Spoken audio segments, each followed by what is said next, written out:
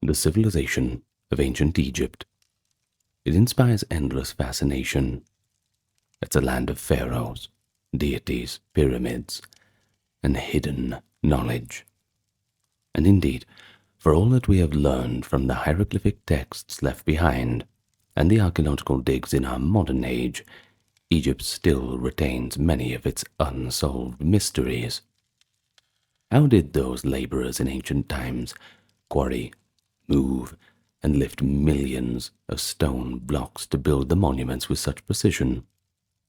What happened to fabled cities like Pi-Ramesses and Akhenaten that flourished briefly, only to be swallowed by the sands of time? And where are the lost tombs of illustrious figures, the resting places of Cleopatra VII, the mummy of Nefertiti, the burial of the master architect Imhotep? What secrets would those tombs reveal? Egypt's artifacts themselves pose their own riddles. A wooden bird that some claim is a model glider, carved reliefs that resemble modern light bulbs, ancient discs of unknown purpose, and cryptic papyri hinting at forbidden knowledge. And even its language and religion hold their own enigmas, from the elusive meanings of certain hieroglyphic inscriptions and the spells from the Book of the Dead to the unprecedented monotheism of Akhenaten's sun cult and the true significance of divine symbols and ritual. What does it all mean? Well, we're not exactly sure, but maybe we're on the right track. What we're going to do today is look through some of Egypt's hidden mysteries, the things that have puzzled historians, archaeologists, and perhaps a few conspiracy theorists alike. But we can't dismiss them just yet. We're yet to have all the information. So, let's take a look at the mysteries of ancient Egypt together. And before we do, allow me to issue the customary welcome to the channel. If you are here for your first time, well, you might want to click that subscribe button. Also leave a like and a comment for the algorithm.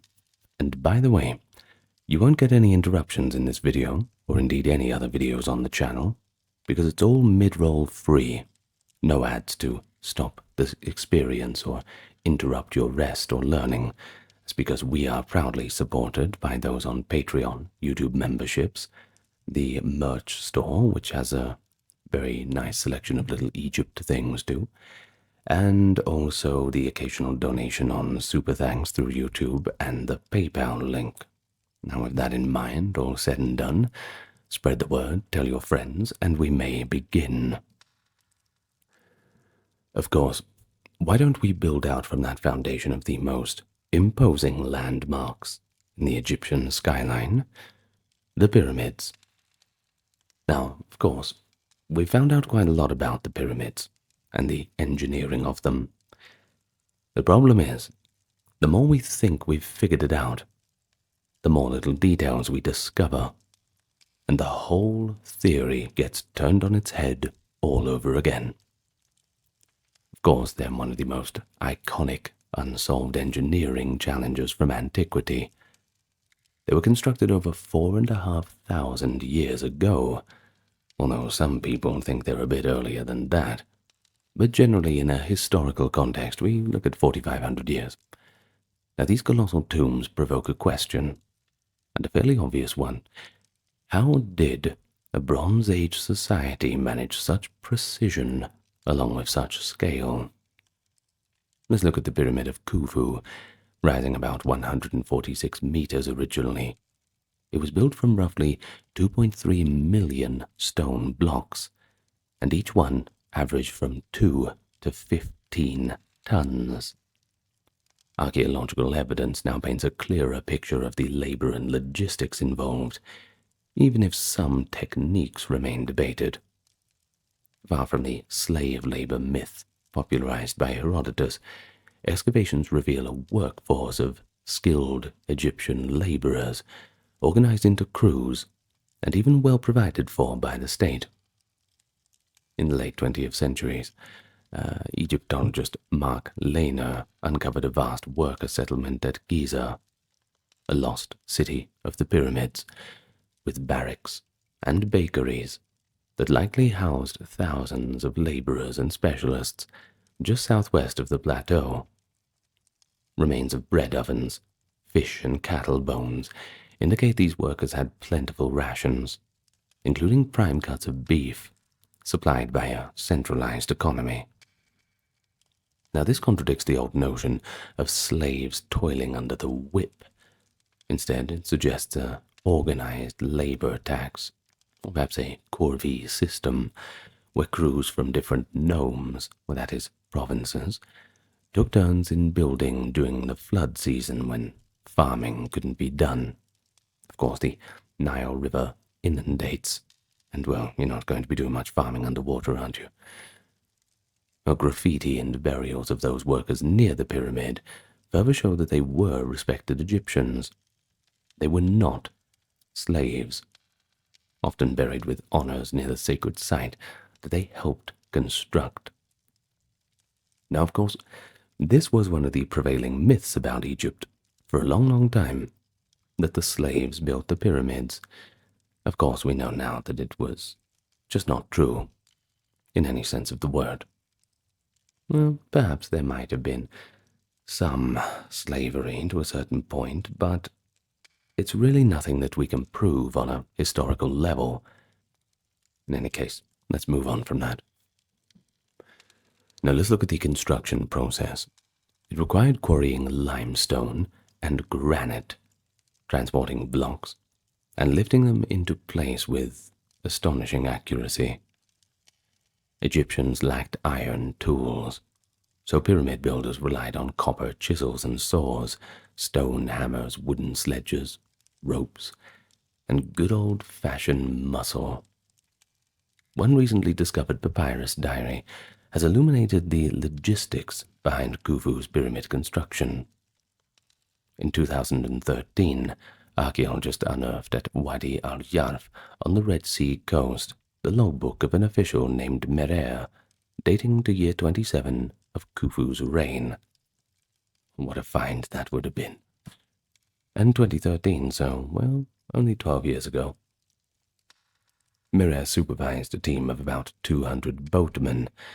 They were ferrying limestone blocks from the Tura quarries to Giza via the Nile and canals. His journal details loading stone at Tura and sailing upriver to what he called the horizon of Khufu. What he was referring to, of course, was the Great Pyramid. This was a trip of 2 to 3 days. Now here's something important.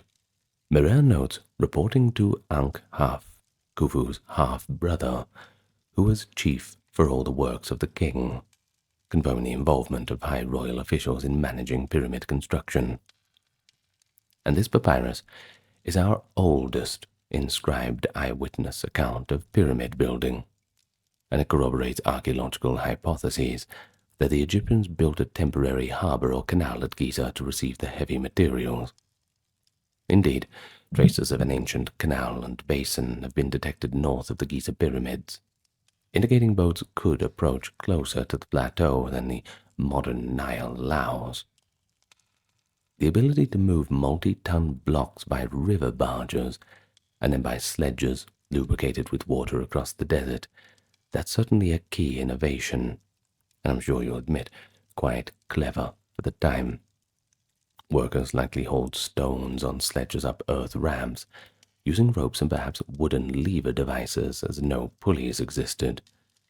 And a recent discovery in 2018 at the Hadnub alabaster quarry in Middle Egypt revealed a 4,500-year-old ramp system with stairways and post holes on either side. Archaeologists Yanis Gordon and team found that by using a sled mounted with a large stone block and ropes tied to wooden posts, workers could drag blocks up very steep inclines, 20% grade or even more. What a system! A central ramp flanked by a staircase-like rows of post holes. It suggests a mechanism for hauling heavy stone upward, potentially analogous to methods for pyramid construction, not destruction, excuse me. Now, while the Hatnub ramp was for quarrying softer alabaster, it does show the principle of using man-powered sleds and rope pulleys to overcome gravity. Egyptologists theorize that similar ramps, whether straight, zigzagging up, or the pyramid sides or corkscrew ramps within the structure, were used to raise the masonry courses as the pyramid grew. No traces of the large external ramps survive. Perhaps they were dismantled or eroded. It's certainly been a few thousand years, so kind of hard to not erode. Of course, that fuels alternative theories from the water lift systems to even alien intervention. Rather famously, from the Ancient Aliens documentary aired by the, quote, History Channel, unquote. Well, the consensus still favors the simple elegance of earthen ramps and human force, given discoveries like Hatnub. And as one Egyptologist quipped, the ancient builders didn't leave an instruction manual, likely intentionally. It was a state secret, something that the Egyptians wanted to keep to themselves, perhaps. So, our understanding has to evolve as new evidence appears. But we can't just run away with outlandish theories. That being said, there's a few worldly theories that we can't dismiss just yet. But some of the more outlandish ones I think we can put in the no pile. But here's one that is interesting. It is the astronomical alignment, and just in general the preparation of the site. That is another enduring mystery of how the pyramids were aligned so precisely to cardinal directions. The Great Pyramid's sides are actually oriented almost exactly north, south, east, and west. And that's with an error of only a few arcminutes, that is a fraction of a degree. Now, achieving this with Stone Age surveying equipment seems to be quite remarkable, and that's because it is remarkable. A lot of this has led to a lot of speculation. Scholars have proposed that Egyptian surveyors used the circumpolar stars or the sun's shadow to find true north. Could be. One plausible method is observing the position of a star like Kochab or Mizar as it circles the north celestial pole. By marking its position at rising and setting and bisecting the angle, they could pinpoint north. And there's another method too, the solar gnomon technique, tracking a rod's shadow at equal morning and afternoon lengths, which gives a true north-south line at midpoint. The consensus, however, is that the pyramid builders had a sophisticated grasp of astronomy and geometry to orient their monuments, more than a lot of modern observers give them credit for, and they also achieved extraordinary accuracy in leveling the foundations. The base of Khufu's pyramid is almost perfectly flat, with only minimal differences in elevation across the 230-meter span. Some researchers do speculate that the Egyptians may have used water-filled trenches or channels as a leveling tool. Of course, water will always seek a level plane, no matter what vessel it's in. Well, when preparing the bedrock platform, this would have been quite a useful tool. And indeed, the bottom courses of the Great Pyramid were cut into the natural limestone plateau after careful leveling, creating a stable platform. This meticulous site preparation meant that the massive weight of the pyramid was evenly distributed, likely one reason that the structures have stood for so long without significant tilting or structural failure. Now, that is not to say that all pyramids had this precise engineering. There's plenty of, Sudan has more pyramids than Egypt. You don't hear about that very much, but they do. They're just on a smaller scale. And of course, there's plenty of monuments in Egypt that have crumbled away, fallen down. But when we talk about the pyramids of Giza, that's, well, when we say pyramids, that's what we think of. In any case, When casing stones, that is polished Tura limestone, covered the pyramid, the monument would have gleamed brilliantly in the sun and have been geometrically symmetrical. The alignments and execution were so precise that some have wondered if they had help from advanced technology or even extraterrestrials, once again a notion firmly rejected by archaeologists and historians, 99% of them. Well, perhaps not 99, but you know what I mean. In general, people favor the hypothesis of human ingenuity. But unfortunately, no written plans or blueprints from the Pyramid Age survive, at least ones that we have managed to discover yet, forcing researchers to have to reverse engineer methods from the physical evidence that we have. Well, the next thing we have is a few unexplained features, internal passages, secret rooms, things like this. And that certainly opens up not only the imagination of the historian, but the treasure hunter. So even with modern mapping, there are parts of the pyramids that remain unexplored. In 2017, a team of physicists and archaeologists with the Scan Pyramids project made a headline-grabbing discovery. They discovered a large void hidden deep within Khufu's Great Pyramid. That's right, a big old empty space. Using muon tomography, that is a cosmic ray imaging technique akin to X-rays, they detected a cavity at least 30 meters long above the Grand Gallery. The purpose of this cavity is still unknown. It could be a hidden chamber, a revealing space to lighten the weight on the gallery, or a byproduct of construction.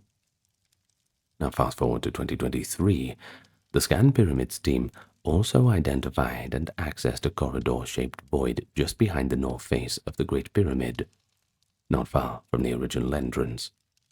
An endoscopic camera revealed a narrow tunnel with a gabled roof, untouched since constructions.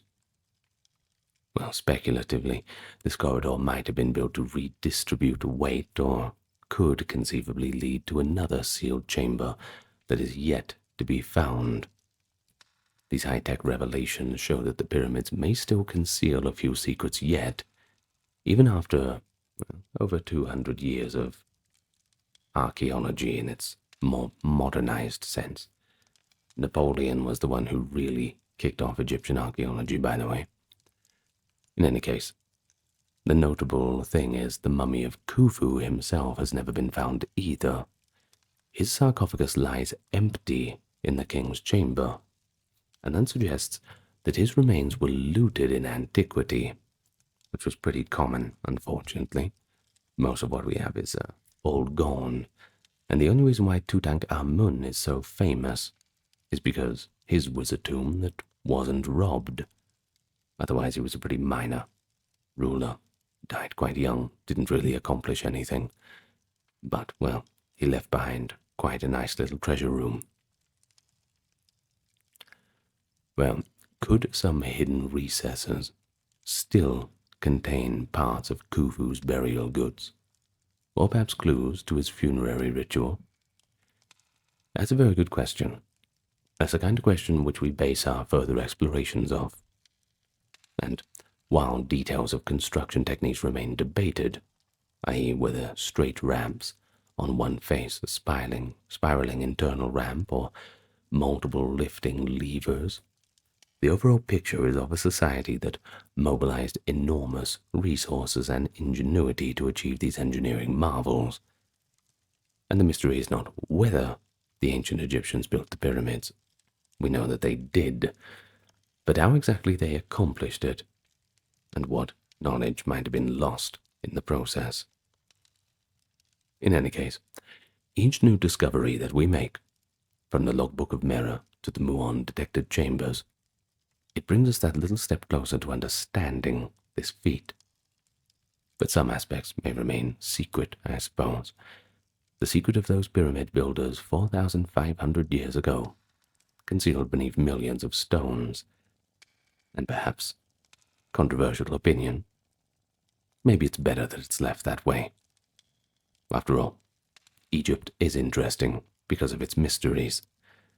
Maybe when we discover them, the answers might be a little lukewarm, not as exciting as we thought. Of course, if we've got pyramids that stand out very obviously, well, there's also other monuments that go a little bit more unnoticed. The shifting sands of time have buried entire cities, some lost to history until recent times.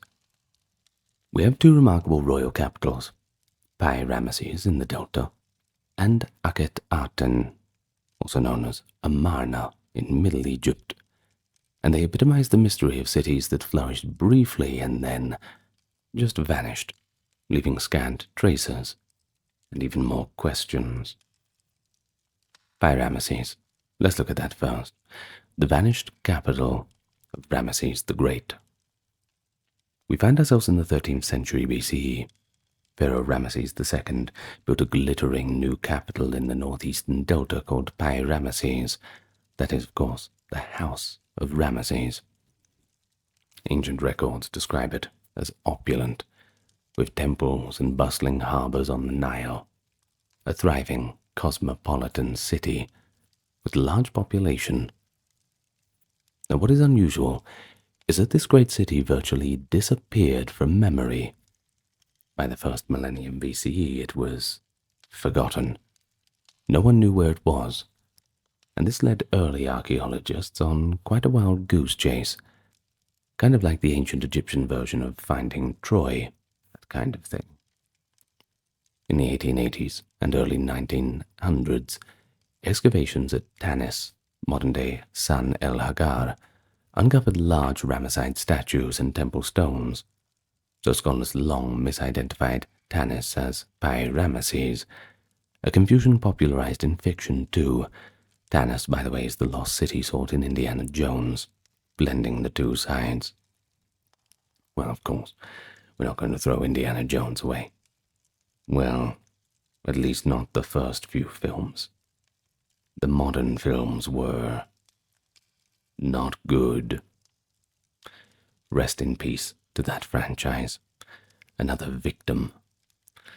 Well, anyway, the true Pi-Ramesses remained hidden until the mid-20th century, when evidence pointed to Cantir, about 30 kilometers south of Tanis.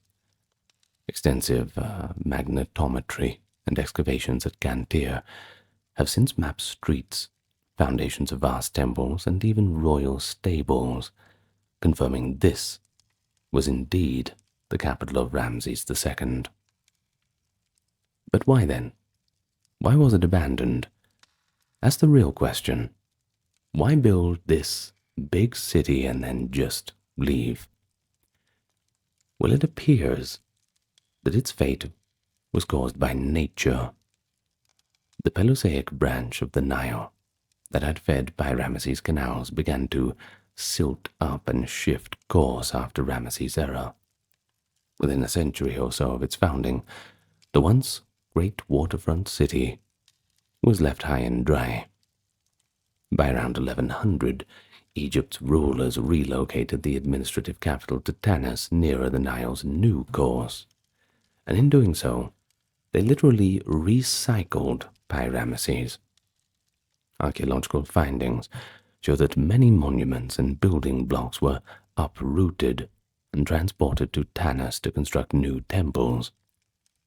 Some temples at Tanis are built of stones bearing Ramesses II's cartouches that clearly originated in Pi-Ramesses, indicating an ancient urban transplant. And just quickly, that word cartouche, the French word for bullet, I believe it's a French word for bullet or casing, something like that. You will find these bullet-shaped frames for names of Egyptian royalty on a lot of the tombs, so the French archaeologists called these cartouches. You'll hear this quite a lot in Egyptology. Thus, we can certainly say that Pi-Ramesses did not so much collapse as it did migrate, and not just the population, the infrastructure cannibalized to create a successor city in a more prime real estate location is free real estate. Well, today, the fields of Cantir still hold the foundations of Ramesses City, detectable by remote sensing, but certainly difficult to excavate fully, as the area is near the water table. And then there's the modern villagers. Regardless of any historical discoveries, people don't like their houses being ripped up, so what are you going to do? In any case, the mystery of Ramesses lies in its rapid rise and fall, how a metropolis was the pride of Egypt's greatest empire, and how it could be largely erased. Only in the recent decades has scholarship untangled the clues and identified its remains. Ongoing digs keep going too, continuing to unearth workshops, and possibly the palace of Ramesses II itself. Actually, recently they found a trove of horse bits and chariot parts too. Quite befitting for a city famous for chariots. Yet much of Ramesses may remain under mud, groundwater, a little difficult to get to, and who knows how much of it is left. The full grandeur of this lost capital is still being pieced together. It shows that even mighty cities can vanish when geography, politics, and ultimately Mother Nature begins to shift their mood. Well, next we have another royal city that has passed into legend, Akhenaten, built by Pharaoh Akhenaten around 1346 BCE. Now, unlike Ramesses, whose memory persisted in distorted form, Akhenaten was deliberately excised from official history, a city of profound religious significance that was abandoned and almost forgotten until modern archaeology resurrected it. Now, as for Akhenaten, originally Amenhotep IV, he was the one who founded Akhenaten, meaning horizon of the Aten, as the center of his revolutionary monotheistic religion venerating the sun disk called Aten. Quite controversial at the time, basically throwing away the entire Egyptian pantheon. He was not very popular. He did select an undeveloped site on the east bank of the Nile, roughly halfway between Memphis and Thebes, marked by a semicircle of cliffs that form a natural horizon. Boundary stelae he carved into the cliffs recorded that he chose this site specifically to belong to Aten, free of any other deity's claim. And within a few years, indeed a splendid new city sprang up. Akhenaten was designed with Aten's worship in mind. Its temples had open courtyards with altars exposed to sunlight, rather than dark inner sanctums containing gods' statues.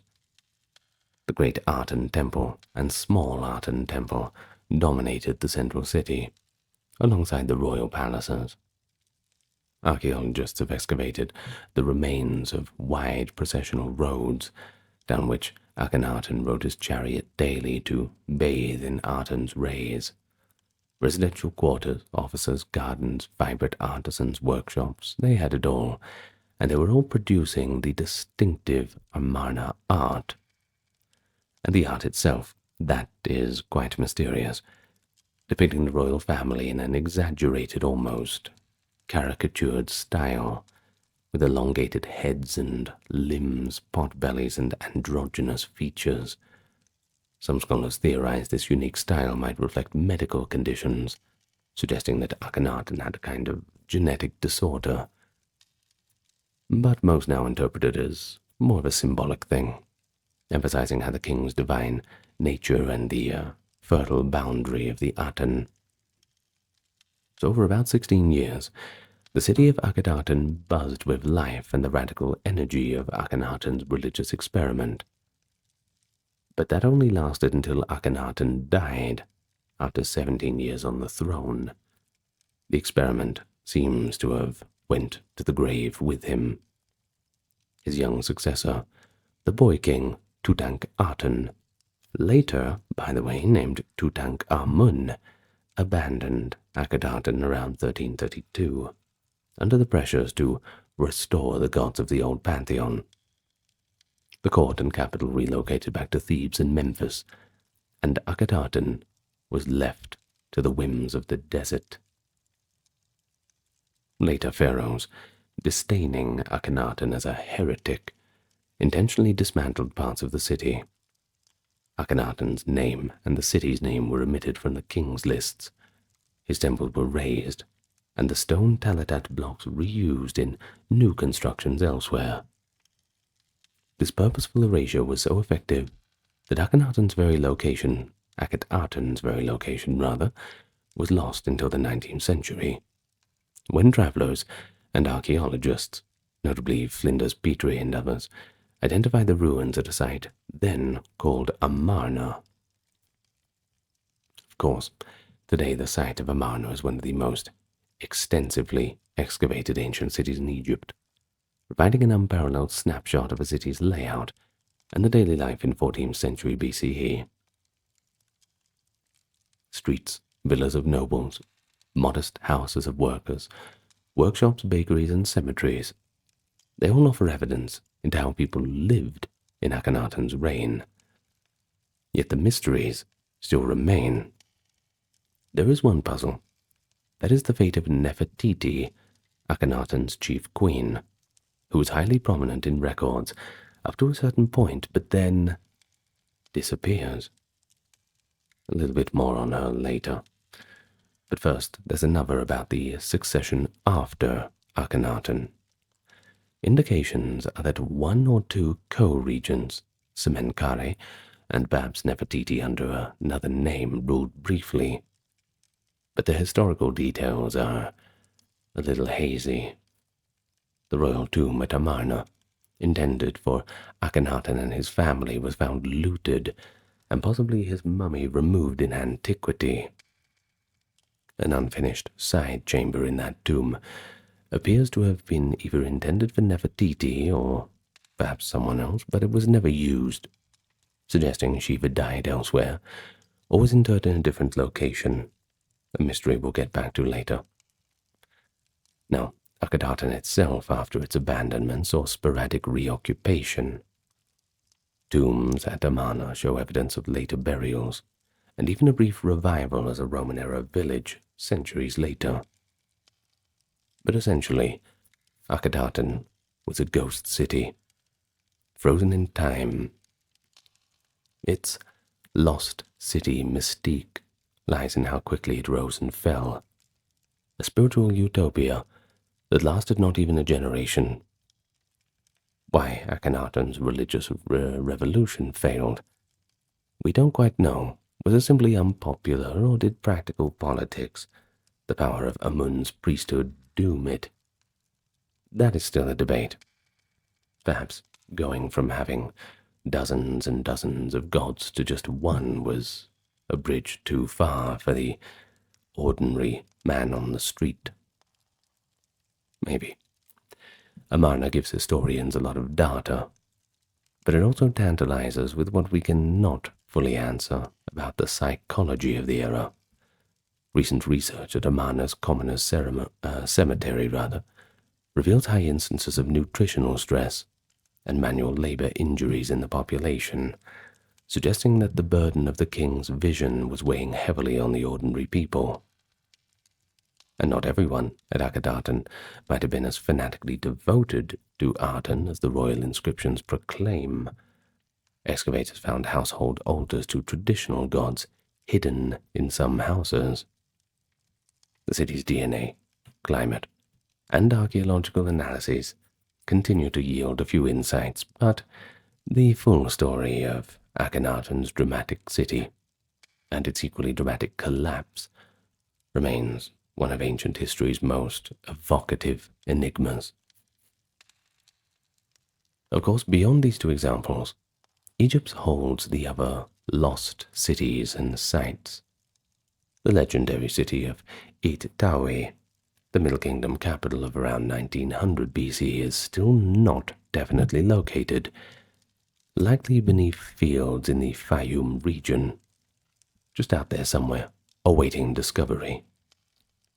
In 2021, a team announced the stunning find of a 3,000-year-old city on Luxor's west bank, nicknamed the Golden City of Aten, dating to Amenhotep III's reign. Buried under sand near the Memnon Colossi, this well-preserved town had mud brick houses with furniture, bakeries with ovens and storage jars, and workshops with tools left as if inhabitants suddenly walked away. Early reports call it the largest ancient Egyptian city ever unearthed, likening its discovery to Pompeii. But why it was abandoned, that's quite unclear. We just don't know. Perhaps it was connected to the move to Amarna, as Amenhotep III's son was Akhenaten. In any case, excavations continue, and I dare say will continue for quite some time. And already, the lost Golden City is shedding light on an opulent period, with finds like jewelry, scarabs, and inscribed pots. Similarly, along the Mediterranean coast, Egypt's once thriving port cities, Tonis, Heraklion, and Canopus, sank beneath the sea, only to be detected by underwater archaeologists in the 2000s, complete with temples and statues preserved in silt. And these discoveries remind us that Egypt's map has been in flux for over a millennia. The whole urban centers have been relocated, renamed, or vanished due to environmental change or human decisions. Each lost city found is like resurrecting a chapter of history itself. Yet for every rediscovery, other ancient Egyptian cities remain elusive or only partially explored. The ongoing hunt for lost capitals and settlements, well, that's a real-life treasure hunt, guided by ancient texts, ground-penetrating radar, and sometimes just good old-fashioned sheer luck. In any case, as technology aids us in peering under sands and fields, we can certainly expect to discover more lost cities of Egypt to emerge, solving old mysteries, and at the same time, undoubtedly, raising a whole bunch of new ones. Right, so let's move on to tombs and burials. Egypt's practice of lavish burials for royalty and elites means that the desert is dotted with tombs. What it doesn't mean is that we've found them all. Some tombs remain quite elusive, or even puzzling in their contents, and it fuels quite a few expeditions and speculation. Likewise, some famous individual mummies are unaccounted for, which leaves quite a glaring gap in the historical record. So let's start with the first one, perhaps the most romanticized of the lost tombs, is that of Queen Cleopatra VII, the last pharaoh of Egypt. Cleopatra, together with her Roman lover Mark Antony, died in 30 BCE amid the aftermath of their defeat by Octavian, who would become the future Emperor Augustus. Classical writers describe Cleopatra's dramatic end, reportedly taking her own life with the assistance of an asp biting her, and say that Octavian permitted the Queen and Antony to be buried together. Well, that's all good and well, but where are they buried? Let's look at the ancient sources. They hint at a mausoleum in or near Alexandria, Cleopatra's capital. Alexandria, however, has been drastically transformed over 2,000 years.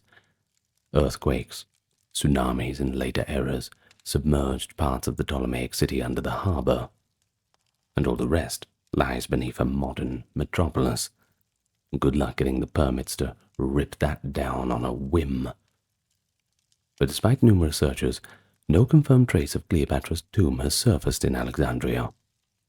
In recent years, an alternative possibility has somewhat captivated researchers.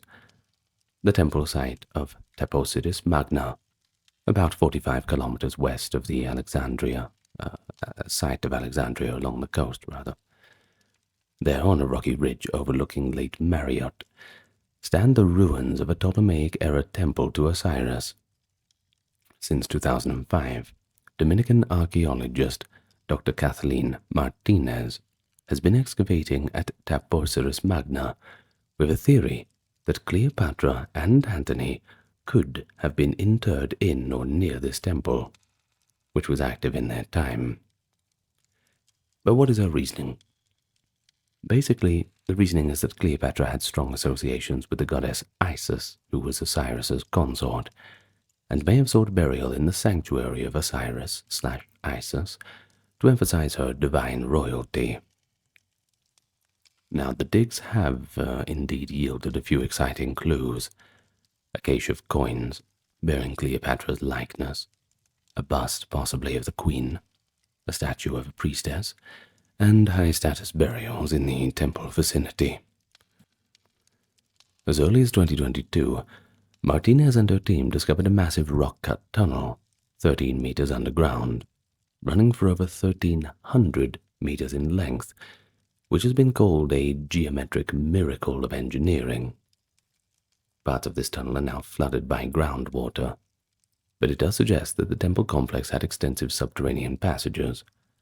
The Egyptian Ministry of Antiquities noted the tunnel's resemblance to an ancient Greek aqueduct, raising hopes it might lead to hidden chambers. So could Cleopatra's mausoleum lie at the end of this corridor, or in a submerged section? But that remains speculative. But the discovery does show that Taposiris Magna holds more than a few secrets. Nearby, Martinez found 2 gilded mummies of what might be important officials from Cleopatra's era, suggesting that the site was used for elite burials. If Cleopatra's tomb exists here, it might be intact, and that's a staggering prospect, given the fate of most of the pharaonic tombs. Zahi Hawass, the former Egyptian antiquities chief, commented that finding Cleopatra and Antony's tomb would be the most important discovery of the 21st century. But even if not found, the search itself has yielded significant artifacts and knowledge. As of now, what have we got? August 2025. Cleopatra's tomb remains undiscovered, one of the great archaeological riddles of our time. Whether it lies beneath Alexandria's urban sprawl, or in some seaside temple sanctuary, the allure of finding Cleopatra keeps the mystery very much alive. And then we have Nefertiti. Let's talk about her for a while. The famed great royal wife of Akhenaten, another legendary queen whose final resting place is a mystery. Nefertiti's elegant painted bust found at Amarna is one of the most recognizable artifacts of ancient Egypt. Yet, her mummy has never been conclusively identified, a fact often called the 3,300-year-old mystery of Nefertiti.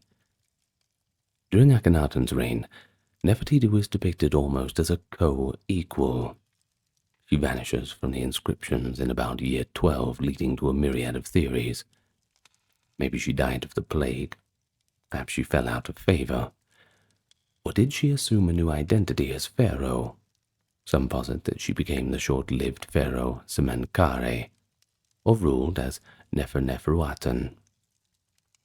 When Tutankhamun later restored the old religion, he and his successors would have the motive to erase Nefertiti's memory as part of the Amarna heresy. But what really complicates the search is that Nefertiti might be one of several unidentified female mummies from the late 18th dynasty. That takes us back to 1898. Anatomist Grafton Elliott Smith found in tomb KV35 in the Valley of the Kings. That is what KV stands for, King's Valley. A side chamber with a jumble of royal mummies, apparently hidden by ancient priests in the Third Intermediate Period. Among them were a youthful female, dubbed the Younger Lady. Well, there was also an older woman, dubbed the Elder Lady, plus a prince.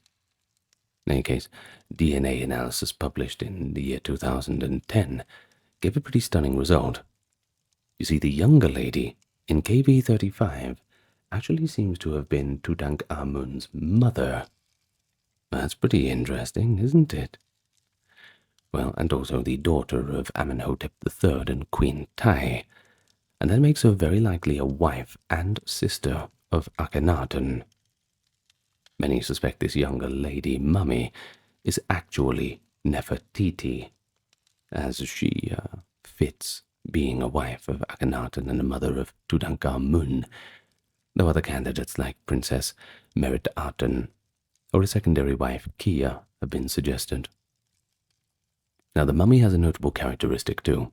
She was presumably beautiful, despite damage to the face by tomb robbers, and had an elongated skull feature consistent with Amarna royalty depictions. However, no inscription directly identifies her. Meanwhile, another clue emerged in the tomb of Tutankhamun KV 62. In 2015, Egyptologist Nicholas Reeves proposed that high-resolution scans of Tutankhamun's burial chamber walls showed faint lines that could indicate hidden doorways plastered over, possibly leading to an extension of the tomb. Reeves hypothesized that the small size of Tutankhamun's tomb was due to it originally being made for Nefertiti instead, and that her intact burial chamber might lie untouched behind a partition wall. Well, that is one idea, isn't it? Quite an interesting one. In any case, it prompted ground-penetrating radar scans inside the tomb in 2016. Initial scans were inconclusive, or suggested anomalies, but a more rigorous survey in 2018 by National Geographic and Politecnico Torino team found no evidence of hidden chambers, effectively refuting the theory. I know, it's pretty disappointing, but at least it answered one version of Nefertiti's tomb mystery, that she likely wasn't secreted away with Tutankhamun. The focus thus shifts back to the mummies in KV 35, or perhaps a burial at Amarna. Interestingly, Akhenaten's own burial is unresolved. A badly damaged coffin and body found in KV 55 is often thought to be Akhenaten, based on DNA and artifacts. But it's not 100% proven. Close, but not 100%. That being said, if KV 55 is Akhenaten, well, you might expect Nefertiti to have been moved to the Valley of the Kings as well. There are still unexamined leads. For instance, tomb KV 21 contained 2 unidentified female mummies from around Tut's era, one of which had DNA matching Tutankhamun's lineage, possibly Anaxinamun, Tutankhamun's wife, who was actually Nefertiti's daughter. Could the other be Nefertiti? DNA results have been inconclusive so far. There's only so much that can take us. The Egyptian authorities have been actively pursuing this mystery too. In 2022, Zahi Hawass announced that his team had been conducting DNA comparisons on unidentified mummies, and he believed that they were quite close to confirming the identity of Nefertiti. He suggested an announcement might be forthcoming once results are validated. If Nefertiti's mummy is indeed among those in Cairo Museum's cache like KV-35 younger lady, a DNA fingerprint might soon solve the puzzle definitively. But until then, the fate of Nefertiti and her final resting place remains one of the great mysteries of Egyptology, a case of a famous person lost in that shuffle of history, maybe hiding in plain sight amidst all the other remains. Solving it would not only satisfy curiosity about her, but also clarify the tangled relations of the Amarna royal house. In any case, for now, the beautiful queen continues to elude us in death, just as much as she fascinated us in her life.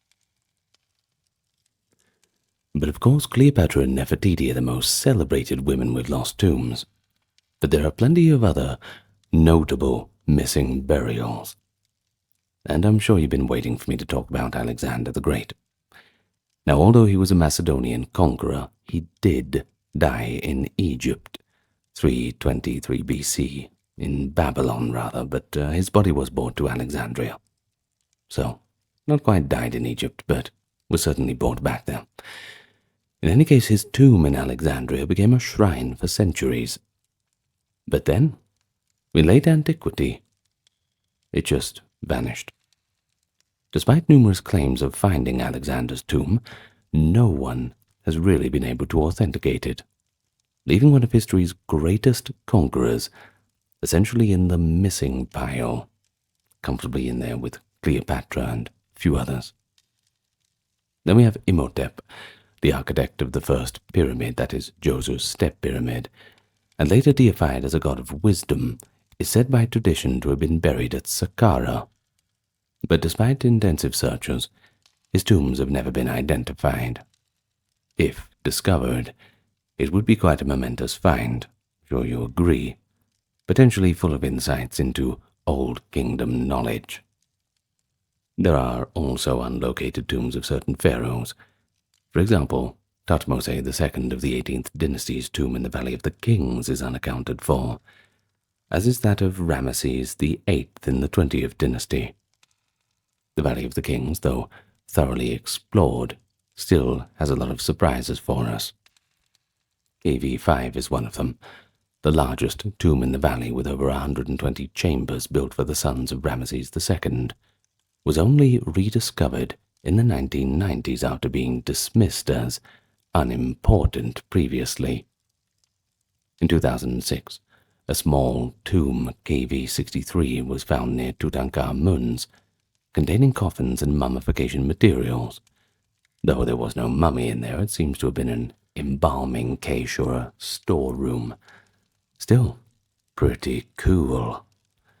Well, this was the first new tomb found in the valley since 1922, and that is proof that persistence certainly pays off. But many suspect more small tombs or caches remain to be found in the Theban cliffs.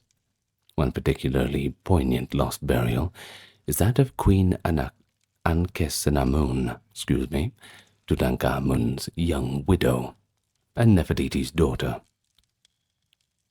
Historical records suggest that she married Ai, Tut's successor, and then just disappears. In 2017, radar scans in the Valley of the Kings near Ai's tomb detect a possible subsurface anomaly that some hope could be Ankhesenamun's tomb.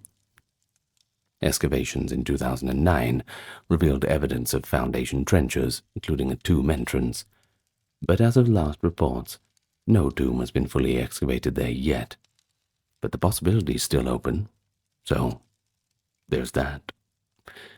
And while dozens of royal mummies have been recovered, often in cached tombs where the New Kingdom priests hid them from looters, a few royal mummies are still missing. For instance, we've not definitively found the mummy of not the money of Amenhotep I, that was an 18th dynasty king. Although a mummy labeled as him was found in a cache, it remains wrapped and unexamined due to its pristine wrappings. Don't want to disturb something like that. The 19th century pharaoh Seti II's mummy was possibly identified, but with some uncertainty. Each unidentified mummy in museum collections could be one of these missing individuals, and solving those identities is an ongoing detective project, using CT scans, DNA, and, of course, the forensic technology, the best that we have for our current modern age. But besides wholly missing tombs, there are tombs that were found, but, well, they raise a few questions. One example is tomb KV55 in the Valley of the Kings. Discovered back in 1907, it contained a confusing assemblage. A desecrated coffin of a man, but with a queen's gilt mask, jars with the name of Akhenaten's mother Tai, and inscriptions partially hacked out. The mummy in the coffin turned out to be a relatively young male, and many believe this was Akhenaten's makeshift burial. But because the inscriptions were erased, debate persisted for decades whether the mummy really was Akhenaten, Sementkare, or perhaps just another minor prince. But then DNA tests in 2010 showed the KV-55 mummy is Tutankhamun's father and the son of Amenhotep III, which essentially confirms it as Akhenaten. So in this case, a mystery tomb has been largely resolved by modern science, yet this circumstance of the burial, why such a hasty and defaced interment, reflect a tumultuous aftermath of Akhenaten's reign. Another intriguing tomb is KV-62, that is Tutankhamun's own tomb, not for being lost, but because it might hold a secret. As discussed, the theory of an additional chamber, possibly for Nefertiti, captures quite a lot of attention. And while current evidence discounts a hidden room, Tutankhamun's tomb still has peculiar aspects.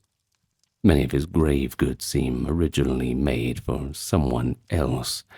Several items name his predecessor, Neferuaten, possibly Nefertiti. His golden death mask's facial features appear to be reworked from an earlier owner. And these clues suggest that Tutankhamun's sudden death at about 19 years old forced officials to repurpose Nefertiti's funerary equipment for him. And if so, Nefertiti's intended tomb in Amarna or elsewhere was dismantled, and her body relocated, perhaps to KV-35 as we suspect. Tutankhamun's tomb thereby indirectly whispers hints about the fate of Nefertiti, a fascinating case where one tomb's content provides puzzle pieces for the mystery of another tomb.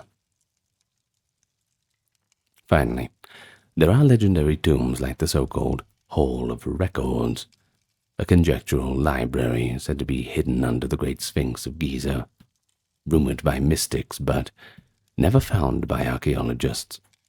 Extensive drilling and scanning around the Sphinx have revealed only some natural cavities and a small dead-end tunnel. While mainstream scholars dismiss the Hall of Records as a fable, the notion taps into a broader theme. Might some tombs or chambers still lie hidden in famous monuments containing papyri or artifacts that revolutionize our knowledge? As shown by these scan pyramids discoveries, it is plausible that royal tomb builders incorporated sealed voids or caches that we've yet to find. For example, some suspect that there may be undiscovered storage chambers in or around the tomb of Pharaoh Seti I, that is KV-17, which is the longest and one of the most lavishly decorated tombs. A recently discovered tunnel in that tomb extends deeper underground, and its end is still not reached due to safety concerns. These tomb mysteries, as we can call them, keep Egyptologists very busy, and of course very enthused. And you must remember too that we are in an era where technology can finally solve these age-old questions, as well as an era where cultural heritage authorities exercise caution to preserve what is found. It's not like 100 years ago when you would just be selling it on the black market, or even grinding mummies up for medicine. Yes, perhaps a topic for a different video. In any case, the Valley of the Kings is still holding its breath, perhaps to yield one more royal burial to one lucky excavator. After all, if they can find the Rosetta Stone just by sifting through the sand with their bare hands, just imagine what they can find with the best technology of 2025. In any case, the next thing we're going to talk about is a little bit on a smaller scale. It's not a great king or queen. It's not a giant pyramid. We're talking about the more hidden treasures, the unexplained little artifacts, and of course to some of those texts that are quite puzzling. First, let's talk about the Saqqara bird. Well, that story starts in 1898. This peculiar object was found in a tomb at Saqqara, a small wooden figure resembling a bird with outstretched wings.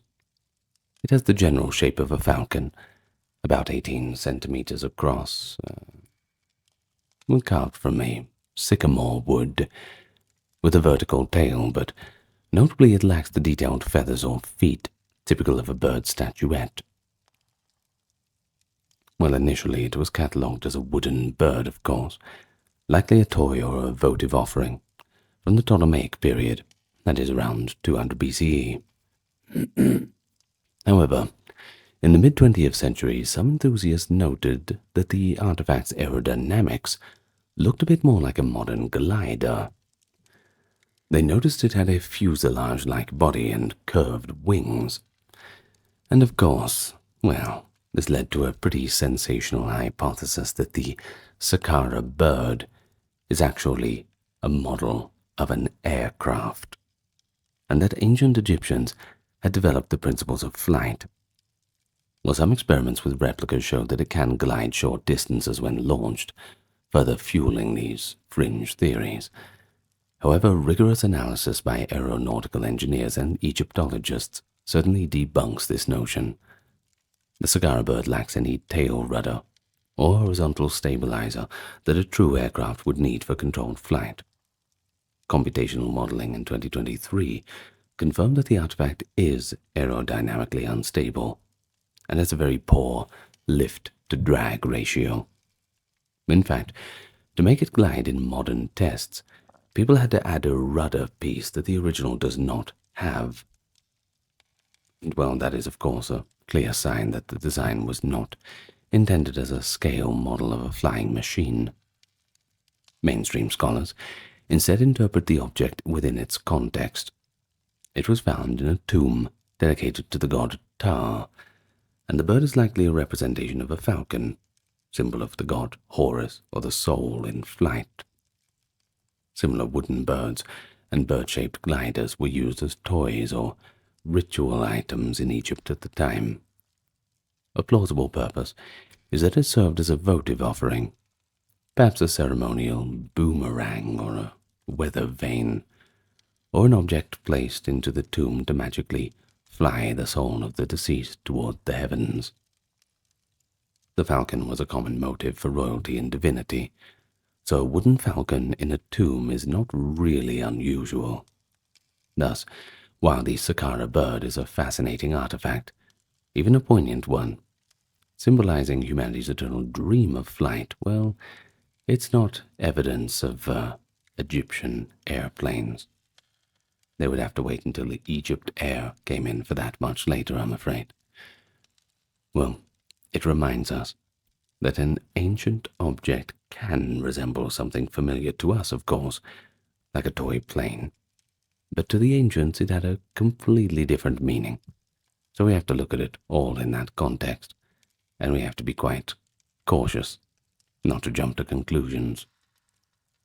Now, speaking of jumping to conclusions, deep within the temple of Hathor at Dendera, tourists are shown carvings on the walls of a crypt that, with a bit of imagination, look strikingly like oversized light bulbs. That's right, just like the modern ones that we have in our era of 2025. In these reliefs, an elongated oval shape with a serpent inside is held up by a pillar-shaped object, and a priest figure is shown presenting it. Popular writers and tour guides seized on this imagery to propose that the Egyptians actually had electric lighting, pointing to the Dendera light as evidence of a crook and flail-shaped filament inside a bulb-like glass, perhaps by the so-called Baghdad Battery, a separate Middle Eastern artifact often speculated to be a galvanic cell. However, this interpretation falls apart under the scrutiny of accompanying hieroglyphs and the Egyptian religious symbolism. The Dendera reliefs actually depict scenes of the creation myth and the interplay of the Egyptian gods.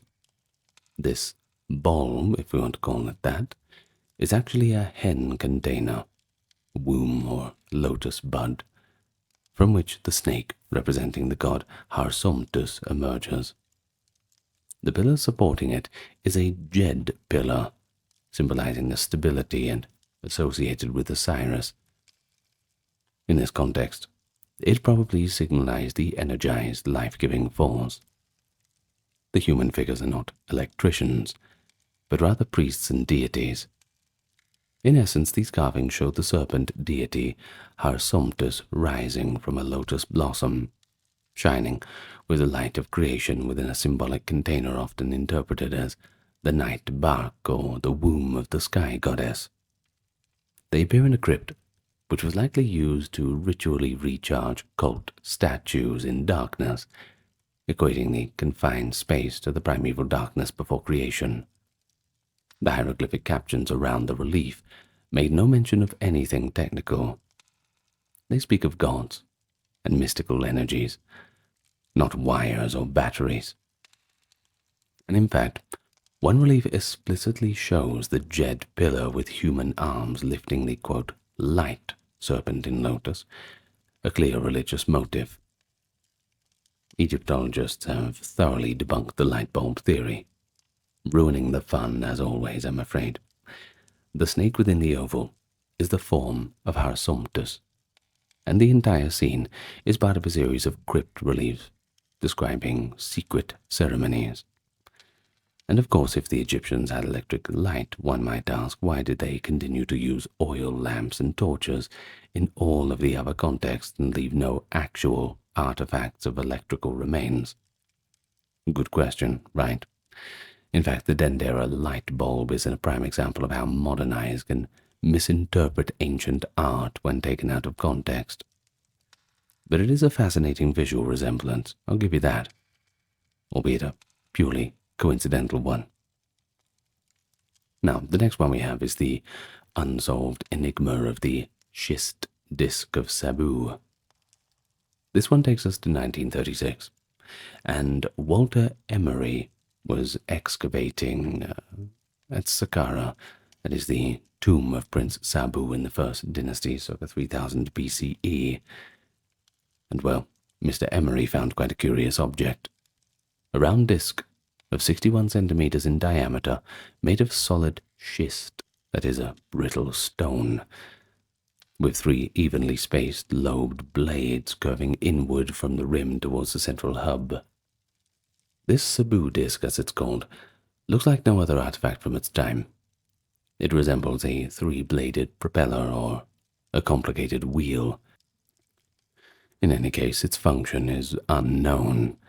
It might have been the stand or foot of a ceremonial bowl or brazier. Emery thought it could be part of a vessel or lamp, given it had a central hole and was found near remains of other vessels. However, producing such a shape out of hard stone with the era's tools would have been exceptionally difficult, leading some to speculate it was copied from a metal prototype, since carving those thin lobes in stone is quite risky.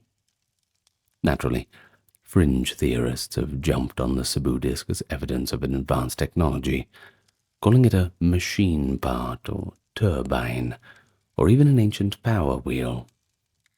But no other such discs have been found, and there's no indication it was anything more than a piece of ritual furniture or decoration.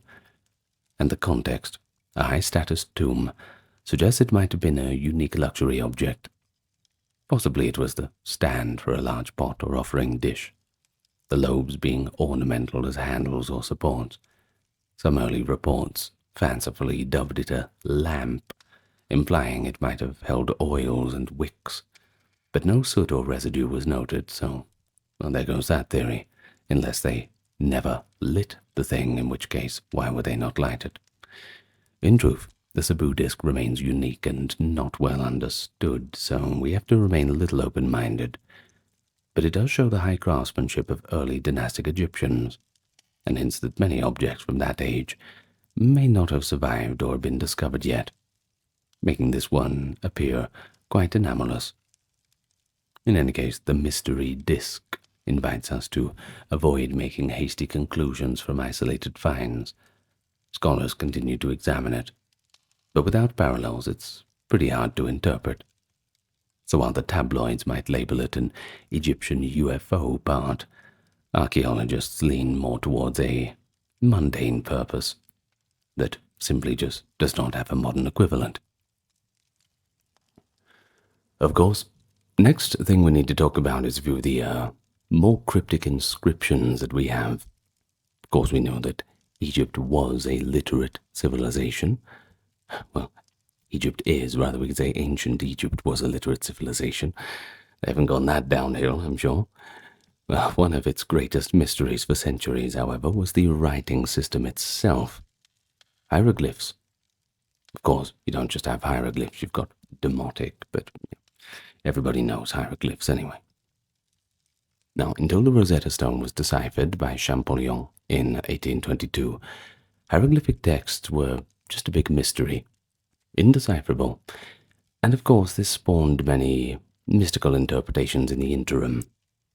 Someone had to give an answer somewhere, of course, right? Well, today we can read them, but that doesn't mean that we can say we understand everything that the Egyptians wrote. It's a little bit more niche than that, I'm afraid. Some texts are obscure on purpose.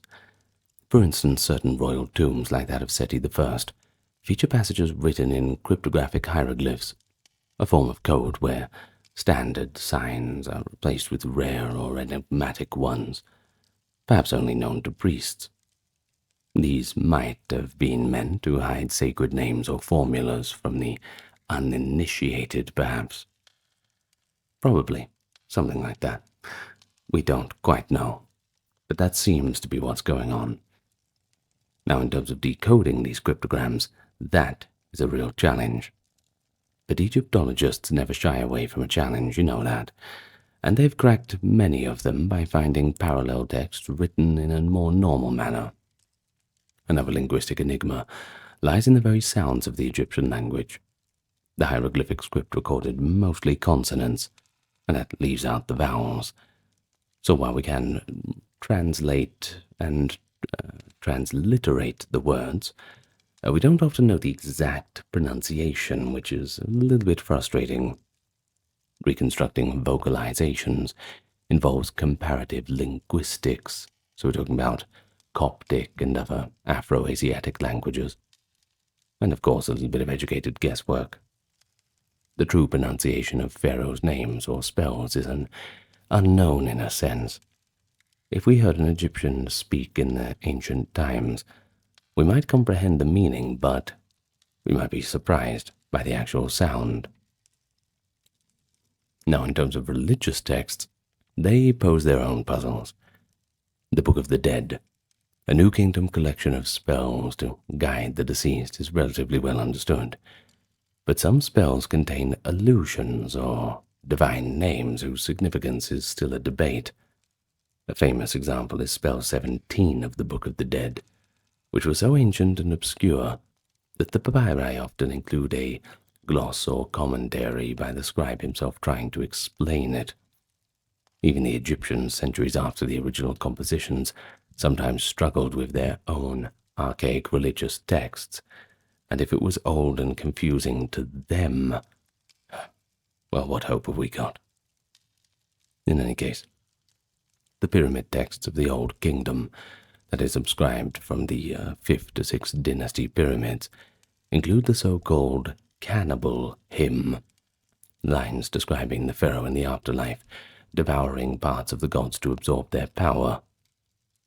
Now, this is a pretty bizarre imagery, and it led early scholars to conjecture about ritual cannibalism, but, well, now it's interpreted metaphorically as a way to expect the king's dominance over the gods. The exact nuance of such texts can be hard to pin down. Are they literal, or are they symbolic? Well, in the case of the cannibal hymn, consensus leans strongly to symbolic, but it does show how at the fringes of translation, mystery and conjecture still remains. Egypt's certainly not something where we can certainly close the book and say, well, that's that. I think we've got another couple hundred years of trying to figure things out completely. But one of the most intriguing religious enigmas is the great hymn to the Aten from Amarna, and that was composed by Akhenaten himself. This long poem, found in the tomb of an official named Ai, praises the Aten, that is the sun disk, as the sole creator and sustainer of life. It has uncanny parallels to Psalm 104 in the Bible too, by the way. Both describe the world's creatures walking with the sun and the sun setting and bringing darkness, among a few other motifs. Did the great hymn influence Hebrew poetry, or is that just a big coincidence? Scholars debate possible connections. Direct influence is unproven, but it does raise the tantalizing idea that Akhenaten's short-lived monotheism might have echoes beyond Egypt. The hymn itself is poetic and beautiful, yet its deeper theological intention, well, was Akhenaten truly a monotheist, denying all the other gods? Or was he just elevating Aten as the chief god in a henotheistic way? Well, that, of course, is another topic that is still discussed. Just like religion in modern contexts, well, this has just as many interpretations as you'd expect. Some argue that Akhenaten's language is explicitly monotheistic. Others note he still allowed mentions of other gods like Re in the early years. In any case, the precise nature of his religious thought is a historical mystery tied to textual interpretation. Now, in the realm of hidden texts, there is the persistent legend of the lost knowledge hidden in the Egyptian monuments, the idea of a secret library or archive, perhaps under the Sphinx. The aforementioned Hall of Records is one that comes to mind, or in a lost wadi, and that still captivates the imagination, that's for sure. While these specific romantic notions lack evidence, Egypt did have libraries and archives, like the House of Life in temples, which could contain scrolls of literature, medicine, and magic, what have you. Pretty much anything, really. It depended on what what they wanted to put in there. There was no rules. But many of those have unfortunately not survived. Occasionally a cache of papyri is found that vastly increases our knowledge, etc. The papyrus Salt 830 that contains a trove of magical spells, or the Brooklyn Medical Papyrus with therapeutic recipes. And each discovery is like finding a puzzle piece behind the couch, thought that we lost forever. A notable find in recent years is the Cairo calendar, that is Papyrus Cairo 86637, essentially a hieratic papyrus that's a day-by-day almanac of lucky and unlucky days with mythic reference. Translating and interpreting these allusions is still ongoing, but it certainly opens a window into how Egyptians thought of time and fate. Another mysterious text is the Book of Thoth, often referenced in later sources as a compendium of secret knowledge written by the god Thoth himself, containing powerful spells, of course. The only thing you'd expect from Thoth. Well, it does appear in a Ptolemaic tale of a prince who finds a magic book in an underwater chest only to suffer tragedy, suggesting a moral that some knowledge should be kept forbidden. And while it is, well, likely fictional, the Book of Thoth concept might be based on a real collection of papyri. In fact, a set of demotic papyri from Greco-Roman Egypt containing initiation dialogues and teachings has been nicknamed the Book of Thoth by modern scholars. It might represent a priestly training text. In any case, its fragmentary state and cryptic content make it a challenge to understand, showing that even when we have texts, they can still be quite mysterious, especially if we lack the context. Many Egyptian symbols, too, the Ankh, life, the Jet, stability, and the Was, scepter, power, have known general meanings, yet their precise origins and ritual use remains the mystery. The Jet pillar, for example, was raised in ceremonies likely symbolizing the resurrection of Osiris. Well, but was the Jet originally a bundle of sheaves? A representation of a spinal column, or perhaps something else? We don't know. Competing theories do exist, though. The ibis-headed Toth and baboon often appear with unclear symbolism. Egyptian ritual practices like mummification have largely been decoded by archaeology, but some steps or purposes remain debated, etc. The exact use of certain amulets, or why the brain was discarded. Or did they truly think the brain was unimportant, or was it a more pragmatic choice, etc.? Well, even the construction of obelisks, that massive single stone pillar monuments, they pose a technological mystery. We know that they quarried them, and likely dragged them on sleds, but the final process, standing them upright, has been hypothesized with various methods, without a definitive universal agreement, because no explicit description by Egyptians has survived. So I'm afraid we're left up to our own devices. And then finally, for our section, magical and funerary artifacts. Items like the Mehen game, a mysterious board game with a coiled snake pattern found in early dynastic tombs, are still not fully understood in terms of rules and significance. Was it purely recreational, or perhaps a ritual thing? Once again, we don't know. And then we have the famous Nama palette from 3100 BCE, with its intricate iconography of kings and gods, purely commemorative of the unification of Egypt, or did it serve a ceremonial function for grinding cosmetics in a temple context? We do assume the latter, though, but the palette's precise ceremonial use, well, that remains once again a bit of educated guesswork.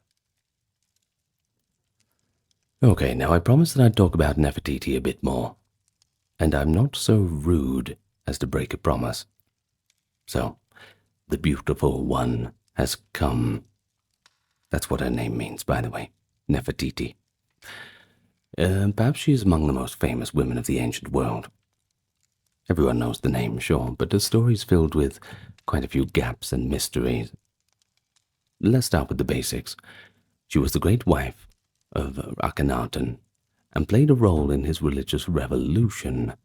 In imagery and inscriptions from the early Amarna period, she is depicted almost as Akhenaten's equal. She appears smiting enemies, wearing the pharaoh's crown and officiating temple rituals to Aten, so definitely not a backseat character, that's for sure. Now her beauty, immortalized by the painted bust found in a sculptor's workshop at Amarna, has made her an icon. Well, let's start from her reign.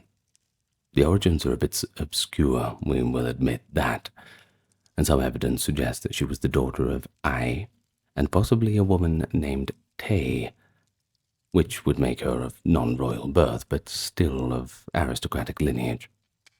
Other theories propose she was a Mitanni princess, because her name is Tadukipa in that scenario.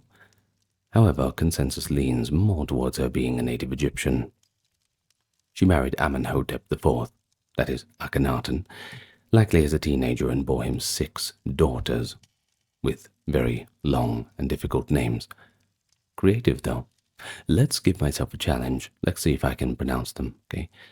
Meritaten, Meketaten, Kesenpaten, later Ankesennamun, Neferneferuaten, Tashrit, Neferneferure, and Setepenre. Well, that was the most difficult part of the video, wasn't it? Okay, moving on. Well, no sons are recorded from Nefertiti, and that might be why Akhenaten took secondary wives from whom he had Tutankhaten, which of course became Tutankhamun later on. Well, during the first half of Akhenaten's reign, Nefertiti's name appears frequently on boundary stelae, official inscriptions, and the famous murals of the royal family under Aten's rays. But after roughly year 12 or 13, her name disappears from the historical record. One of their daughters, Meketaten, died. Her burial is depicted in the royal tomb, with Nefertiti shown mourning, so she was obviously still around at that point. well then Nefertiti is no longer mentioned. Several scenarios have been suggested, the first being she died from some cause. Plague speculated. An epidemic did strike Egypt back then, many people say. Also, she might have fell from favor with Akhenaten. And thirdly, she might have changed her name and status to become co-regent or even sole ruler after Akhenaten. And the third scenario is the particularly intriguing one. Of course, there are other inscriptions referring to a figure which people initially thought to be Smenkhare, a male co-regent, but certain feminine endings and the epithet of the different naming convention, beneficent in her husband's reign, strongly suggest that it was actually Nefertiti taking a kingly naming convention. And if that is so, Nefertiti might have become effectively a female pharaoh while Akhenaten was still alive, or perhaps immediately after. Well, we know now that Smenkhare, if a different person, died young and left, well, not very much impact, I'm afraid. One theory is that Nefertiti and Smenkhare could have even been the same person, i.e., Nefertiti assumed a male persona. Now that's not confirmed, but it's one way to interpret the scarce evidence. But what is clear is that just a few years before Akhenaten's death, there was something of a sharing of transfer of power. If Nefertiti did rule briefly in her own right, she would be one of the few women to do so in Egypt. And notably, of course, later, Tutankhamun's widow, Ankhesenamun, may have also attempted to wield influence, as suggested by letters to the Hittites. Nefertiti's end remains unknown, too. Did she die at Amarna and get buried there? The royal tomb's unfinished side chamber, perhaps meant for her, suggests that she was intended to be buried in Amarna if she died during Akhenaten's reign, but no mummy or identifying inscription was found there. Well, this implies that she was never interred in that tomb. But if she lived beyond Akhenaten, perhaps she relocated back to Thebes and eventually lived out her days there, a tomb and body hidden to protect them from any backlash. Some have suggested Nefertiti could be the elder lady found in KV-35, as we identified before. And, the younger lady, too, in KV-35 is discussed as another candidate. But the consensus leans that the younger lady is Tutankhaten's mother, which could be Nefertiti if Nefertiti was his biological mother. However, many think that Tutankhamun's mother was another wife, Kia, or a sister of Akhenaten. The DNA from the younger lady indicates she was a daughter of Amenhotep III and Tai, which Nefertiti was not if she was Ai's daughter. Therefore, the prevailing view is younger lady is likely Akhenaten's full sister, which could be a woman named Nebeta, or one of her sisters, not Nefertiti. Now this leaves Nefertiti's mummy unaccounted for, unless she is the occupant of some yet identified burial. Maybe tomb KV-21A if DNA can be clarified. Well, hopefully I'll be making another video in 5 years' time which clarifies all of that. Who knows, we're discovering stuff at a pretty alarming rate lately, so it's good. In any case, this other perplexing aspect is that Nefertiti's name was not totally erased by later pharaohs, whereas Akhenaten's was. Now why is that? It could be simply because they forgot about her, or because she changed her name to Neferuaten, and that name was erased instead. Indeed, someone chiseled out references to that name on items in Tutankhamun's tomb, indicating that name was proscribed. So, if that was Nefertiti's throne name, they did attempt to remove her too, only directly. It took modern Egyptology a long time to realize that Neferuaten might be Nefertiti, and that shows how effectively the information was suppressed. Alright, so let's end it on let's end it at the end, I suppose. Because, well, the end of the Ptolemaic dynasty, the last pharaoh, Cleopatra, or rather Cleopatra the Seventh, one of the most storied figures of antiquity. A queen whose life and death has been retold in literature, film, and drama. The Elizabeth Taylor film is my favorite. Yet disentangling the myth from the reality is a bit of a challenge, and archaeological evidence of Cleopatra's reign from 51 to 30 BCE is surprisingly rare given her fame. The political context of the time is well documented by Greco-Roman historians. We all know she was the last active ruler of the Ptolemaic kingdom of Egypt, a descendant of Ptolemy, who navigated a tumultuous era where Rome's civil wars spilled into Egypt. Cleopatra's unsolved mysteries mostly revolve around her death and burial, but even as aspects of her life, her true character, appearance, and intentions are subjects of debate and reinterpretation. Well, Cleopatra came to the throne at 18, co-ruling with her younger brother, Ptolemy XIII, whom she got married to, per custom. Yeah, just the way it is. Far be it for me to put my morality onto others. She was very well educated, though.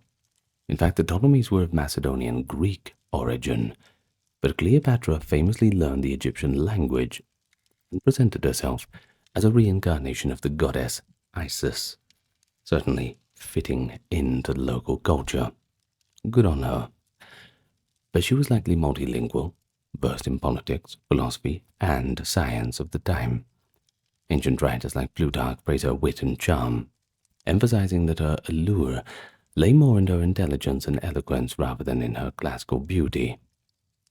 She astutely allied herself with Julius Caesar when he arrived in Alexandria, chasing Pompey in 58 BCE, and that colorful story of her being smuggled to Caesar, rolled up in a carpet, seems to be quite legendary. She became Caesar's lover, and bore him a son, Ptolemy the 15th, also known as Caesarion. Caesar's assassination in 44 BC left her in a pretty sticky spot, I'm afraid, quite precarious. But soon after, she aligned with Mark Antony, effectively monkey branching quite quickly from one bloke to the next, and perhaps envisioned carving out an Eastern empire with him. Well, their famous love and political alliance culminated in the donations of Alexandria in 34 BCE, where they distributed lands to their children, an act that alarmed Octavian and the Roman Senate alike.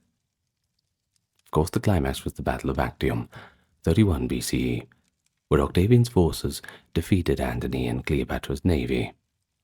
Returning to Egypt, with Octavian closing in, both Antony and Cleopatra took their own lives in August of 30 BCE. Antony fell on his sword, and Cleopatra traditionally was stung by the bite of an asp, but once again, here lies in a small mystery. Did she really die by an asp? Or was it a romanticized tale? We don't know. Some historians argue that a snake bite as a life-taking method is quite unreliable. Cobra venom can kill, but not instantly and not always. Alternative theories are that she ingested a fast-acting poison. Classical accounts, Plutarch and Cassius Dio, say that she carried poisons on her just in case, tested them on prisoners to find the least painful, and eventually used either an asp hidden in a basket of figs or a toxic ointment. Perhaps we'll never know the truth, but the consensus is she arranged her own death to avoid humiliation of being paraded in Octavian's triumph. After all, nobody wants that. Octavian was, however, reportedly quite annoyed at being robbed at showing her in chains, but he ensured that her children, except Caesarion, who was executed, were spared. Now, as for Cleopatra's tomb, Octavian permitted Cleopatra and Antony to be buried together, which implies they had a tomb prepared, likely in Alexandria. Classical sources mention a mausoleum Cleopatra had built for herself in her last days. She even retreated into it with her treasure before surrendering. The mausoleum's location is not described in detail, but presumably it was in the royal quarter of Alexandria, near the great Ptolemaic palaces by the harbor. Over time, of course, the geography of Alexandria has changed dramatically. Earthquakes in the 4th and 8th centuries, and tsunamis submerging the royal quarters, the area called Cape Locaius, and the nearby island of Antirodos, where Cleopatra's palace may have stood, are all underwater. Marine archaeologist Frank Gaudio has found some remains of this quarter underwater, columns, statuary, and even possibly Cleopatra's palace foundations, and a palace of the earlier Queen Arsinoe. So one possibility is that Cleopatra's tomb is now under the harbor, entombed in sediment, 2,000 years worth of it. Good luck digging through that. And if so, aquatic archaeology might one day identify it. But given the vastness of the submerged area, and the fact that many Ptolemaic tombs might have been plundered or destroyed in late antiquity, it is a long shot, a very long shot. But this does lead us to an alternative search location, Taposiris Magna. We discussed it a little bit earlier. Well, while Cleopatra's tomb should logically be located in Alexandria, the notion that she might have been buried in a sacred site outside the city has some rationale. The Ptolemies sometimes built or used secondary religious capitals. Cleopatra, in her self-styling as Isis, may have sought burial in a temple of Isis to merge with that divine myth. And of course, the temple has yielded coinage of her era, as we discussed, and it's approximately 45 kilometers away from Alexandria, so not too far away. If her tomb survived anywhere in doubt, a solid argument is that it would be at a site that later fell out of use and was well away from the urban destruction of Alexandria. Anyway, we'll hope that the excavations continue. Now, just finally, another debate around Cleopatra is her ethnicity and appearance. The Ptolemies were of Greek origin, and they practiced sibling marriage. Cleopatra was a Macedonian Greek by ancestry, with possibly some Persian and Syrian, though earlier Seleucid, intermarriage. It's often speculated that her mother or grandmother might have been Egyptian, but there's no solid evidence of that. The Ptolemies mostly intermarried within their family or Hellenistic royals, so ethnically Cleopatra was not Egyptian in lineage, but culturally she was very much both Greek and Egyptian. She embraced the Egyptian language and religion to legitimize herself to her subjects, something that many Ptolemies had not bothered to do. You see, they spoke Greek and ruled from Alexandria somewhat detached. Just a job, basically. Now, what about in terms of looks? Well, coins in her reign show her profile with a prominent nose and chin. Whether that was stylized for authority or realistic details is debated. We have a few busts believed to be Cleopatra. They portray a woman with a Hellenistic-style face, a broad forehead, aquiline nose. The Berlin Cleopatra head and a damaged one in the Vatican are examples. But none are as stunning as the Nefertiti bust. Hence, the idea that Cleopatra's beauty was not about physical perfection but her presence and intellect, as ancient writers noted, is the prevailing idea. And of course, modern media often portrays her as glamorous, from Theda Bara to Elizabeth Taylor. And, well, I suppose I have to mention it. 2020, the controversy about BBC potentially casting a mixed-race actress, touching on the complexities of Cleopatra's identity in a modern imagination. There's always that famous quote from that woman on there saying, "My grandmother told me, I don't care what anyone tells you, Cleopatra was black," which is just not correct. I mean, it's just not. In truth, Cleopatra was a Macedonian Greek woman, perhaps with some Egyptian features if her maternal lineage had a little bit of local blood. But in any case, does it really matter? She fashioned her image as Egypt's queen. On temple walls she appears in the traditional pharaonic style, which to the Egyptians meant she was their legitimate ruler and not a foreigner. And in the Dendera temple there are reliefs of Cleopatra as a pharaoh alongside her son Caesarion, showing her claim as part of the dynastic continuity. In any case, whether she was black or white or whatever it was, the Egyptians at the time still would have seen her as a foreign ruler, because she wasn't Egyptian. And on that note, that's where we ended off today. It was only meant to be a 1-hour video, but I just really couldn't help myself. I just had to keep going with it. The script just kept running, didn't it? But that's all right, because we had fun, and we learned a lot. So if you're still up, and you're still listening, leave me a comment, something interesting, perhaps your thoughts on the mysteries of Egypt. Ancient Rome. It's often remembered for its grandeur, and quite fortunately for us, a rather well-documented history, from the conquest of its legions to the intrigues of the emperors. Yet for all that the Romans recorded on their monuments and scrolls, that era still has many unsolved mysteries.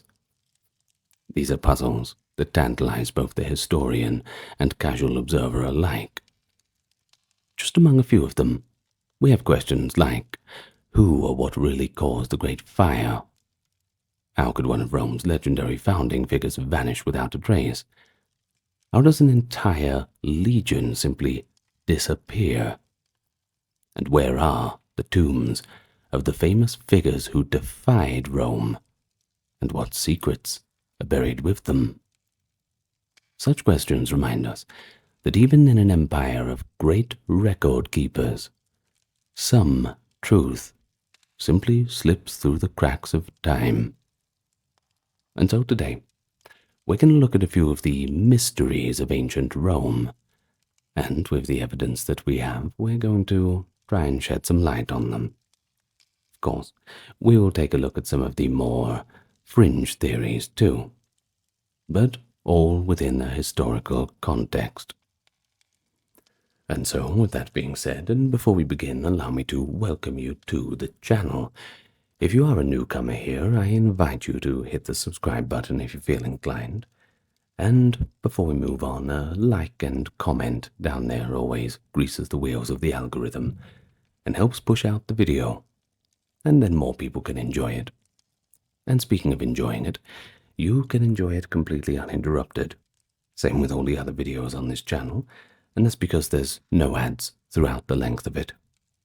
This is made possible because we are sustained by the supporters on Patreon, YouTube, donations on YouTube Super Thanks, and the PayPal link for direct donations, and also by the merch store. And of course, your word of mouth, sharing the channel around, is worth quite a lot to us. So thank you in advance. Now with that being said, let's go back and look at the mysteries of ancient Rome. And the great thing is, our first mystery reaches back right to the very founding of the city, to its legendary founder and namesake, Romulus. Now, if you don't know, according to Roman tradition, Romulus established the city in 753 BCE and ruled as its first king. But then, he just disappeared. The story of the strange fate of Romulus comes down to us through Rome's early historians in two divergent versions. In one account, Romulus was holding an assembly of the people when a sudden, violent storm engulfed the gathering. When the darkness and thunder subsided, Romulus was nowhere to be found. The nobles present then urged the crowd to accept that Romulus had been taken up to heaven by the gods. In other words, that the missing king had been apotheosized and would henceforth be worshipped as a divine protector of Rome. And indeed, not long after, a senator named Julius Proculus claimed that Romulus had appeared to him in a vision, declaring that he now lived as the god Quirinus, and urging the Romans to carry on bravely. Now this comforting tale gave the grieving Romans a patriotic legend. Their city's founder had not died. He had just ascended to join the gods, to live up there forever, looking down upon the city he loved. But there's another version of Romulus' ends that is a bit more terrestrial, and admittedly sinister. The historian Livy, writing in the Augustan age, openly acknowledges that there were Romans who suspected a conspiracy. Some believed that the sudden storm provided cover for a murder. In this account, a group of discontented senators may have actually fallen upon Romulus during the chaos, killed him, and torn him apart.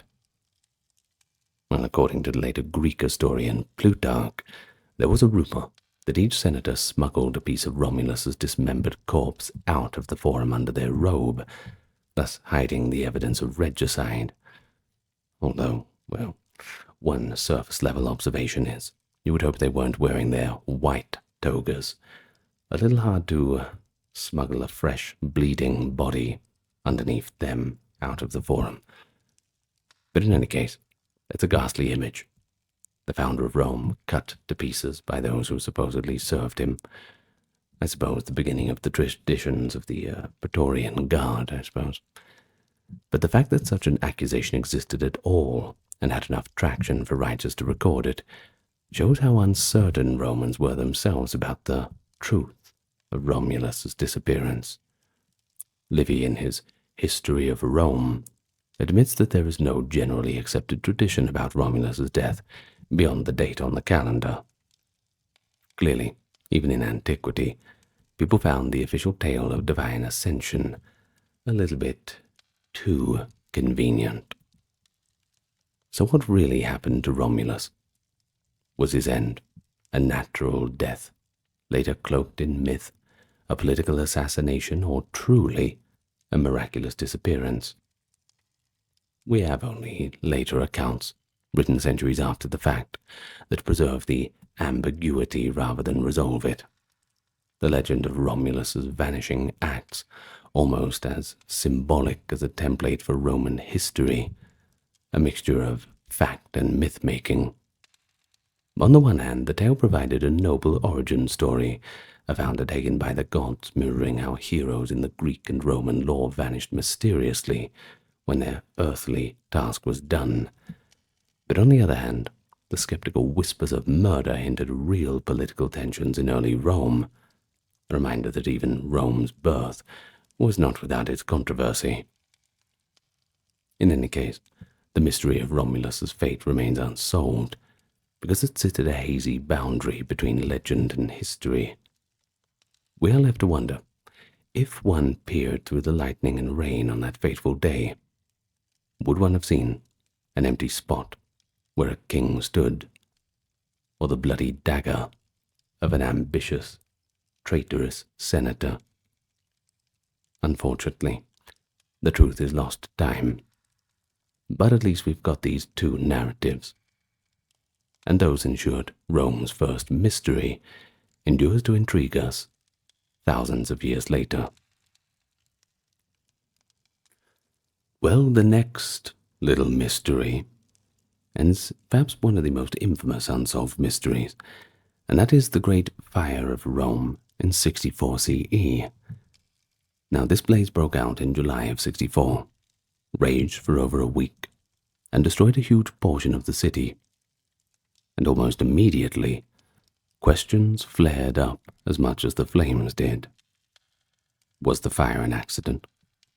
Or was it deliberately set? And if it was deliberate, whose orders? Well, the historical accounts that we have, written by Roman historians a generation or more later, offer a glimpse into the swirl of rumor that surround this disaster. First of all, the fire began in the crowded, narrow streets around the Circus Maximus, a district full of wooden shops that were effectively, well, tinder boxes really, highly flammable. Fanned by the summer winds, the blaze spread with terrifying speed through Rome's densely packed neighborhoods. Emperor Nero was away at his villa in Antium when the fire started, but he returned to the city as it burned. All sources agree that Nero threw himself into relief efforts initially, opening his gardens and public buildings to shelter the homeless, bringing in grain to feed refugees and so on, and also planting reconstruction with stricter building codes to prevent future fires. So it all looks good on his behalf, but despite these measures, many Romans suspected something nefarious behind the calamity. A dark rumor began to take hold that Nero himself had actually ordered the fire. The Roman historian Tacitus, in his work Annals, notes, quote, that neither human help nor imperial munificence, nor all the modes of placating heaven, could stifle scandal or dispel the belief that the fire had taken place by Nero's order. In other words, public suspicion of Nero's guilt was almost as destructive as the fire itself, and it continued to smolder even after the city was rebuilt. But why would Nero burn his own capital? Well, those who blamed him offered a few possible motives. The first was that Nero, an inspiring architect and builder, wanted to clear out Rome's old, crooked streets and crammed insulae in order to redesign the city on a grander and more orderly plan. And indeed, after the fire, as we mentioned, Nero did embark on an ambitious rebuilding program with wider avenues and the use of fire-resistant stone. But he also took for himself a large swath of cleared land in the center of Rome to build a sumptuous new palace, the Domus Aurea, Golden House. Suetonius, a biographer writing in the early 2nd century, outright claims that Nero set fire to the city so openly that people saw members of the imperial household torching buildings themselves. Suetonius even recounts the famous anecdote that Nero watched the city burn from high towers of Messenius and, well, exulting in the beauty of the flames, sang the entire epic of the poem The Sack of Troy in costume.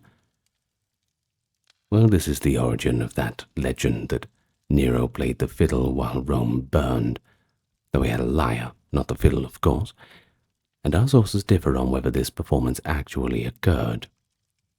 But according to Suetonius, several prominent citizens caught Nero's servants in the act of arson, but did not venture to lay hands upon them, implying the perpetrators had imperial protection.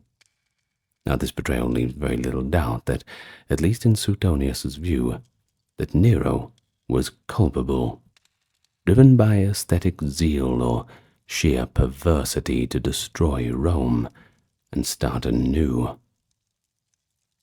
Tacitus, however, he's a little bit more cautious. Writing about 50 years after the fire, Tacitus relays the rumors, but he stops short of endorsing them fully. He acknowledges that people believe the fire was ordered by Nero, but he himself calls it uncertain whether accidental or caused by the emperor's malice, as each version has its sponsors. Direct quote from the text, that is. But Tacitus does report one critical detail. To squelch the widespread suspicion against him, Nero looked for scapegoats, and he targeted an obscure new religious sect, the Christians, and accused them of starting the fire. According to Tacitus, to scotch the rumour, Nero substituted as culprits those whom the crowd called Christians, and he punished them with the utmost refinements of cruelty. End quote. Thus began a brutal persecution.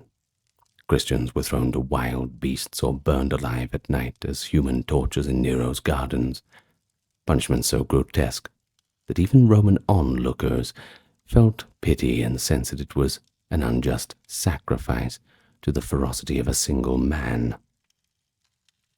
Tacitus's inclusion of this episode implicitly shows Nero's desperation to divert blame. If the emperor truly had no hand in the fire, why would he need such barbaric theatre to shift public opinion? It's a good question. But in any case, the Great Fire of Rome remains a mystery. Though modern historians do note that fires were common in ancient times with wooden construction, a blaze of that magnitude could well have just been, well, accidental, really. In fact, Nero actually lost a lot in the fire, including his own palace, the Domus Transitoria, before he built the new one. Contemporary accounts differ too. Tacitus implies uncertainty. Suetonius flatly accuses Nero, and another source, Cassius Dio, describes Nero singing during the conflagration. The truth might lie somewhere in between. Perhaps opportunists in Nero's circle did ignite additional fires once the city was already ablaze to clear the ground for the emperor's plans. Or perhaps Nero was guilty only of callous indifference, performing music while people suffered, and later writers exaggerated this into outright arson. We cannot, at this distance, conclusively resolve the question, I'm afraid. Well, the physical evidence, that's long gone, and we have to rely on narratives colored by the author's perspectives and sometimes bias. Thus, the Great Fire's cause is a mystery entwined with the enigma of Nero himself. Was he a visionary city planner who seized a tragic opportunity, a maligned ruler, scapegoated by rumor, or indeed a mad tyrant? Well, like the glow of the flames reflected in Nero's eyes, that answer remains tantalizing and elusive in the historical record. And I honestly think that we're just never going to know. But there is a mystery out there that still might one day be found, and that is the Lost Legion, Legio IX Hispana. Of all Rome's military puzzles, none has caught the popular imagination as much as the fate of the Ninth Legion. This elite legion, raised in the 1st century BCE and battle-hardened in many campaigns, seemingly vanished from history in the early 2nd century CE. One day, it's stationed in the farthest reaches of the empire, and the next, it's gone, wiped from the records. An entire Roman legion of about 5,000 soldiers and officers, disappearing without a trace. But how could such a thing happen? And what became of those legionaries? Historians have wrestled with that question for hundreds of years, piecing together inscriptions, military rosters, later writings, formulating theories. Yet to this day, the Legion's ultimate fate remains unsolved, teetering between legend and educated guesses. So the mystery can be summarized succinctly in the words of a modern historian, quote, "The fate of the Roman Ninth Legion, which seemingly disappeared around AD 108, never to be seen of or heard of again." The last concrete evidence of the Ninth Legion's existence is an inscription in stone at the Legion's fortress in Eboracum, modern-day York, England, dated to about 108 CE, during the reign of Emperor Trajan, and after that, the Ninth is not listed among the legions serving in the province of Britannia, or in fact anywhere else in the empire. When a roster of the Roman legions was compiled a few decades later, the mid-2nd century, the 9th was absent. So something happened in the interim to remove Legion 9 from the rolls. But what was it? There is one long-standing theory, and that is that the 9th met its end in Britain, brutally annihilated by enemy forces, during a rebellion or a war in the unpacified north. The idea was popularized by early 20th century historians, and later by Rosemary Sutcliffe's 1954 historical novel, The Eagle of the 9th. They imagined the legion marching into the mists of Caledonia, that is, Scotland, and being ambushed by fierce Caledonian tribes. And indeed, northern Britain was a volatile frontier. We know that for a fact. And the 9th had already been mauled by Britons during the Boudiccan revolt of 60 CE. But perhaps around 115, there was an unrecorded uprising in Scotland, in which the 9th Legion was surrounded and slaughtered to the last man, its eagle standards captured, and its glory extinguished in a remote glen. Of course, this would neatly explain why the Legion never reappears. A legion that was wiped out in disgrace might simply be disbanded or not recreated. It's a number left vacant, perhaps out of practicality, maybe out of shame. However, solid evidence for such a disaster is lacking. No ancient writer explicitly mentions the 9th Legion's destruction, and in recent years, scholars have put forward a few other interesting theories, supported by some fragmentary clues. One theory suggests that the 9th was not destroyed at all in Britain, but rather transferred elsewhere in the Empire, possibly to an eastern frontier, and that is where it met its end.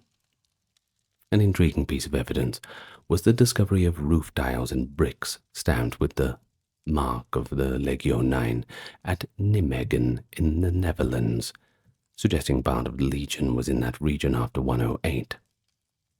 Perhaps the 9th was relocated to the Rhine frontier, or even further, to fight in Emperor Trajan's Parthian War in the Middle East.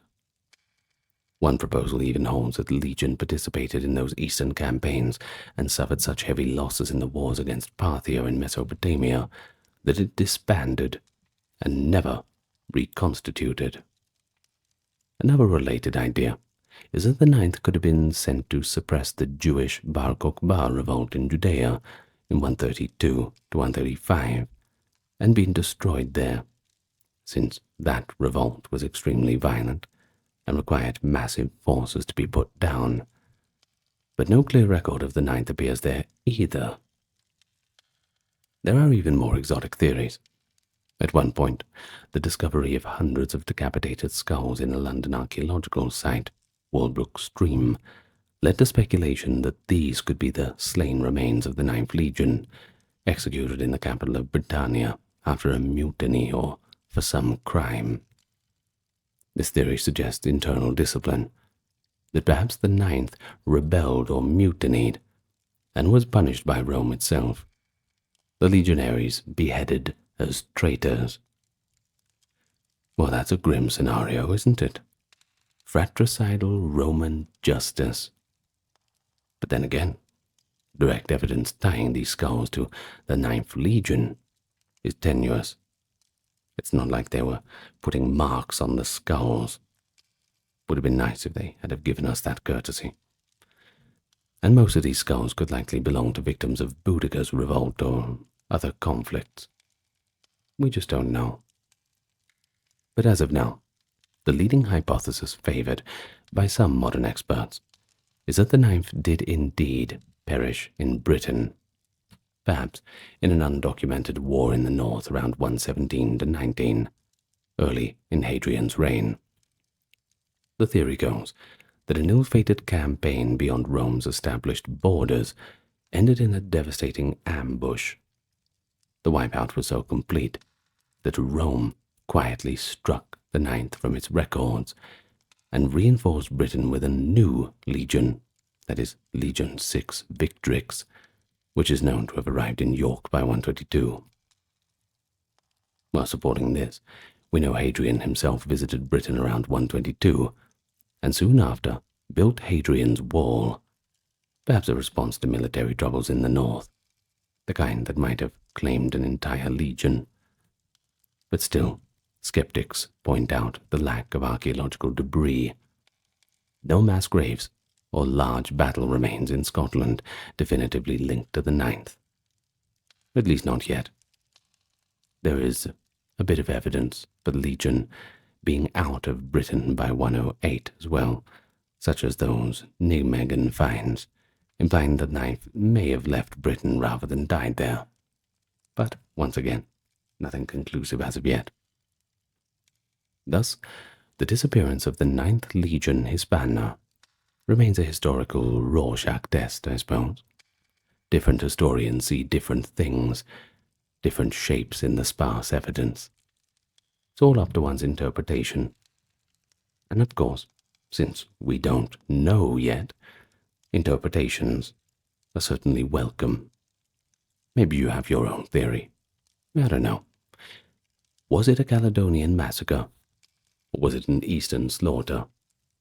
A bureaucratic reshuffling, or even just a quiet disbandment due to disgrace? Well, every theory has its appeal, along with its problems. Ancient Rome's records were extensive, but they weren't infallible, and it's entirely possible an important event like the destruction of a legion went unreported in surviving literature, especially if it was considered an embarrassment. Roman politicians were not above erasing failures from the official story, but what captures our imagination is the very idea of a vanished legion. 5,000 men. It humanizes the past's uncertainties. Even a force as powerful as Rome could lose an entire army. And even the Roman Empire had its mysteries that slipped into silence. So until definitive evidence emerges, a decisive inscription, a mass grave with Ninth Legion equipment, or a newly found text, the ghost of the Ninth Legion will continue to march on into the realm of speculation, a haunting reminder of how much of history is still in the dark. Well, while the Ninth Legion story is rooted in conventional history, there is another mystery that pushes the boundaries of East-West contact.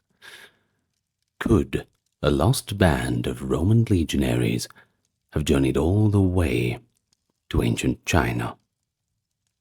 Now hold on, I know it sounds like fiction, but the theory has been seriously proposed and debated by scholars over the years. So let's have a look. It revolves around the aftermath of a disastrous Roman defeat and some tantalizing clues in Chinese chronicles that hint at encounters with strange foreign soldiers. Though it's unproven, the idea of Romans in China exemplifies how unsolved mysteries can arise when two distant worlds leave just a few puzzle pieces that might or might not fit together. The story begins with another ill-fated Roman military venture, the Battle of Carrhae in 53 BCE. In this battle, the Roman triumvir Crassus led a massive army against the Parthian Empire and was decisively defeated. Crassus himself was killed, and about 20,000 Roman soldiers met the same fate. Perhaps more relevantly, thousands of Roman legionaries were taken prisoner by the Parthians. The ancient sources report that some of these captives were relocated eastward by the Parthians, possibly settled on the empire's far eastern borders, in what is now Turkmenistan or Afghanistan. Normally that would be the end of the story, at least from Rome's perspective. But fast forward about 17 years to around 36 BCE, Chinese historical texts describe a battle on China's western frontier in the province of what is now Uzbekistan or Kazakhstan, between the Chinese Han imperial forces and a nomadic group with a local ruler named the JSTOR. In the account of this Battle of JSTOR, the Chinese historian Ban Gu makes an intriguing observation. One contingent of the enemy forces fought in a fish-scale formation. Lines of soldiers, interlocking shields in a tight grid, strikingly reminiscent of the Roman testudo or tortoise formation, where legionaries overlap their shields to form a protective shell. The Han Chinese had never before mentioned such a tactic used by nomads, and it's an odd detail, planting the seed of a theory. Could these fighters have been Roman mercenaries, perhaps remnants of Crassus's lost legions, now employed by a Central Asian warlord? In 1957, a sinologist named Homer Dubbs published a paper boldly suggesting exactly that. Dubbs proposed that some Roman prisoners of wars after years in Parthian hands eventually made their way further east, either escaping or being sold, and eventually they ended up on the fringes of China. According to this reconstruction, these Romans were men who astonished the Han Chinese with their disciplined fish-scale shield wall.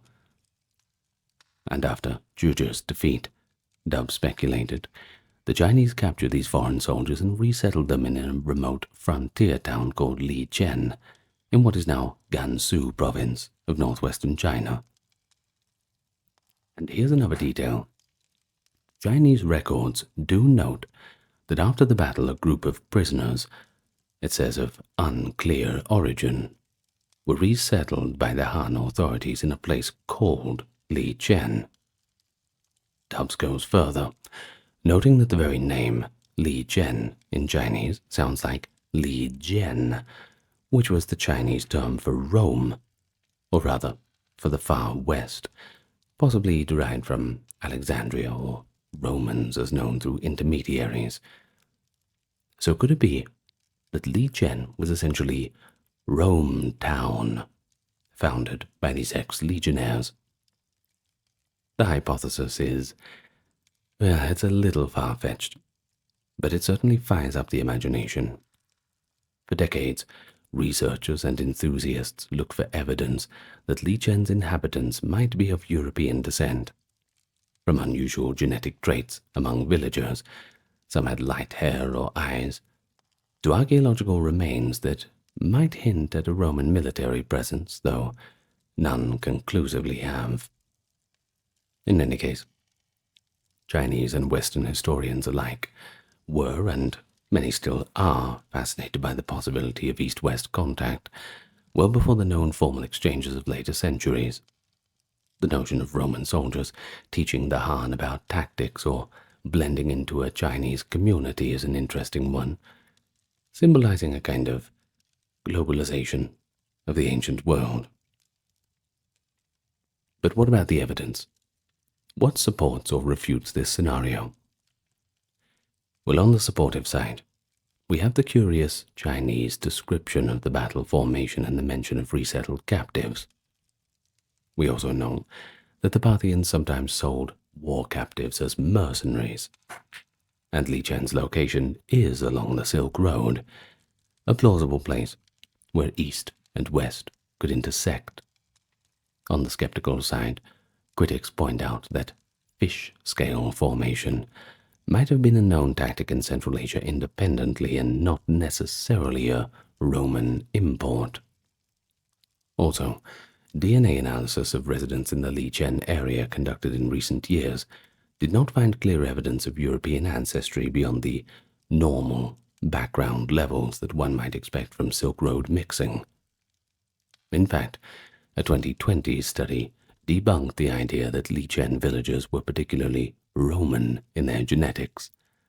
They appeared essentially similar to other regional Chinese populations, indicating no significant input from Mediterranean gene pools. Furthermore, if a group of Romans had assimilated into Han society, One might expect a bit more fanfare or record of these exotic warriors in the Chinese annals, which are usually quite detailed. Apart from that one battle note, the Chinese sources don't trumpet the capture of remarkably different-looking soldiers. Thus, the Romans in China remains an enticing historical conjecture, rather than an established fact. But it does show how a mystery can be born at the intersection of two traditions. Roman history doesn't tell us what happened to all of Crassus's survivors, and Chinese history gives a tease that could, if one stretches hard enough, be interpreted as their reappearance. But between those two gaps, the imagination has a bit of room to wander. Some have gone so far as to call Li Chen the possible site of a Roman descent community, building model Roman forts and promoting tourism on the legend. Others remain quite doubtful. But the academic consensus leans towards skepticism, viewing the tale as an interesting but unproven footnote. Even so, the episode has served as a useful purpose in scholarship. It reminds historians to look more closely at connections between East and West. We do know that Romans and Chinese were aware of each other by the first centuries, albeit through indirect contact. I have done a full video on that. If you are interested, you might want to look in the Chinese history playlist. But it is impossible that a few stray Romans found their way to the Han Empire. Well, not really impossible, just unconfirmed, I suppose. At least in the end, this mystery exemplifies how a lack of evidence in one story, the missing Parthian prisoners, can latch onto a snippet from another story, the Han battle record, and it just comes together to create a brand new legend.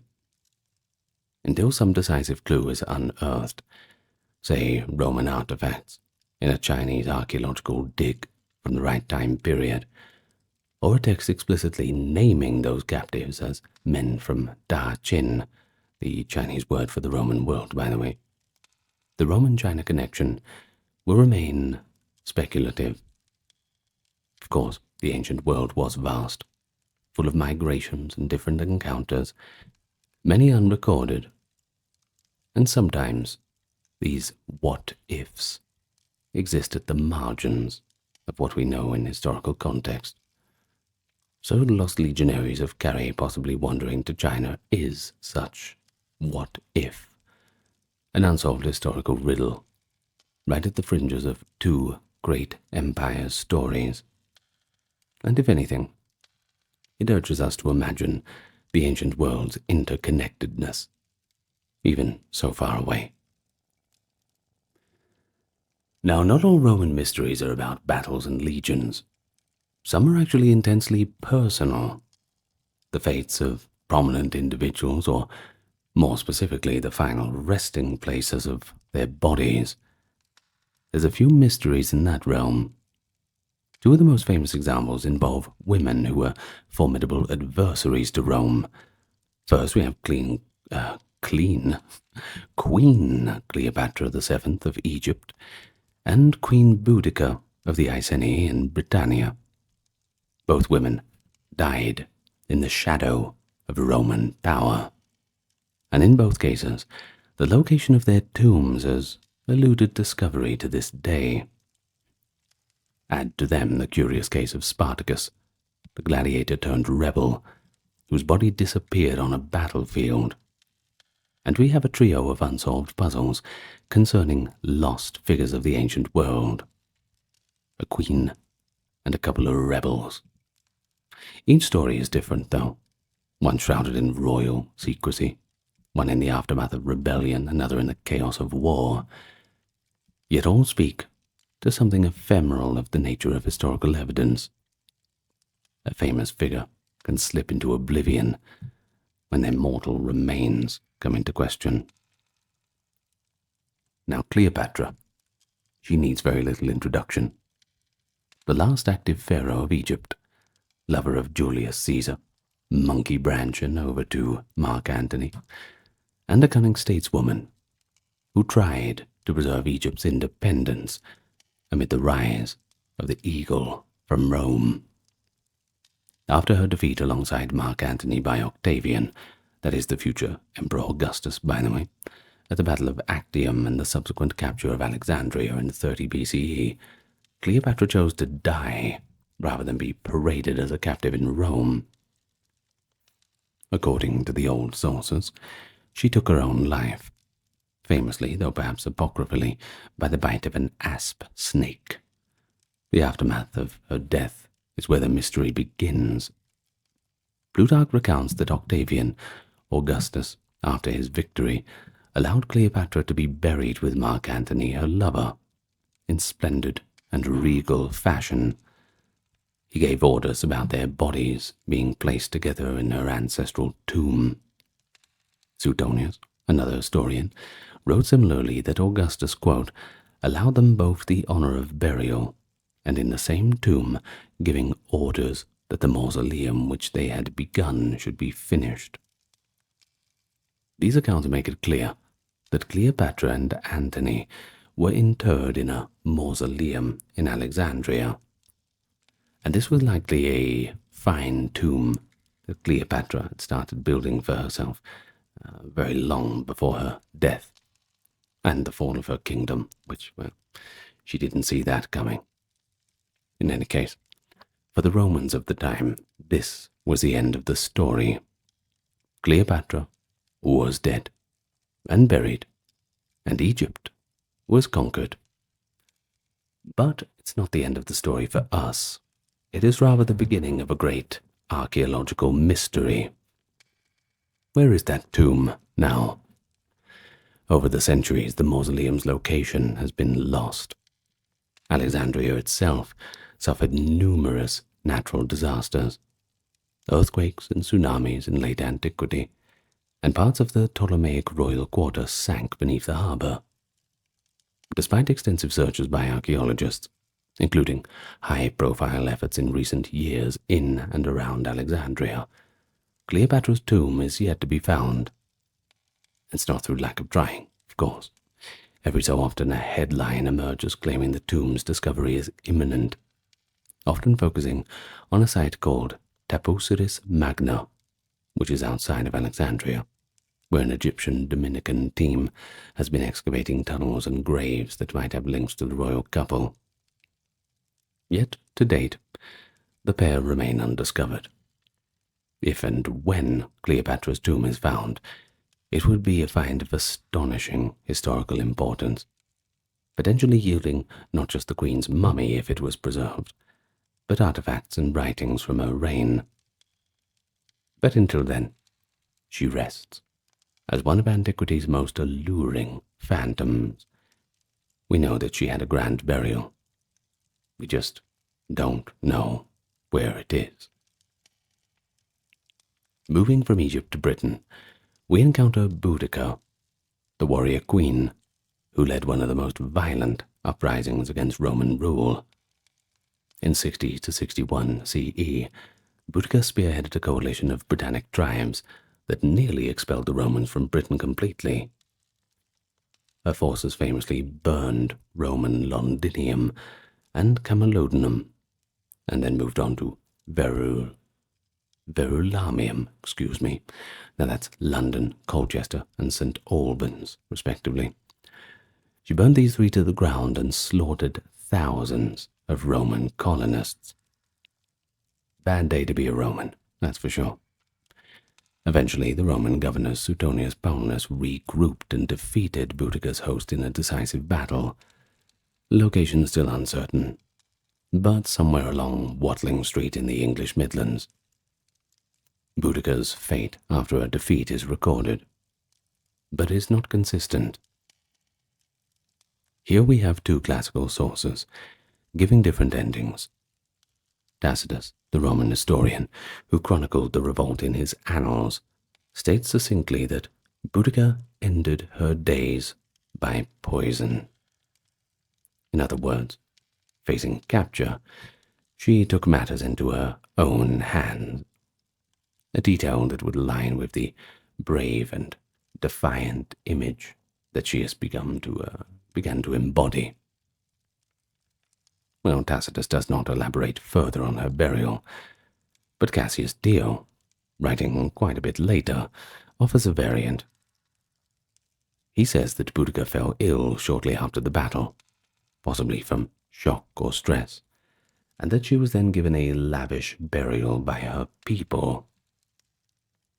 Well, despite the difference, both accounts agree that Boudica died at the end of the rebellion by one way or another. But the mystery is then, where is Boudica laid to rest? If Dio's account of a costly burial is true, well, there might be a significant tomb or a burial mound somewhere out there in the British countryside holding the remains of the fearsome rebel queen. But no such grave has ever been identified. Over the years, various tales and theories have sprung up. One popular legend claims that Boudica's burial place is under platform 9 or 10 of London's King Cross railway station of all places. Well, this suggestion stems from the idea that the final battle may have occurred somewhere on the outskirts of what later became London, and Victorian law placed her tomb at King's Cross. However, there is zero archaeological evidence to support that story, but it does persist as a charming bit of folklore. In truth, we simply don't know where Boudica's buried. It could be a mound lost among many others, or perhaps the Romans, enraged by the uprising, quietly disposed of her body and suppressed any monument to her. Tacitus also implies a mass execution of the defeated, and indeed Roman reprisals were brutal across Britain after the war, setting an example, I suppose. Still, the notion of finding Boudica's grave is quite a captivating one. Imagining the discovery of the remains of a woman who dared to take on Rome, akin to finding the grave of, say, King Arthur or something, or some other semi-legendary hero, it's quite tantalizing. But until some lucky archaeologist unearths a cache of first-century artifacts inscribed with clues, Boudica's final resting place remains just one more unsolved piece of the puzzle. Now lastly, consider Spartacus, the gladiator who led a massive slave rebellion against Rome in 73 to 71 BCE. Now, unlike Cleopatra and Boudica, Spartacus was not royalty. He was rather a slave turned rebel leader, and the Romans certainly never honored him with a tomb. But the mystery surrounding Spartacus is of a different nature. You see, his body was never found on the battlefield.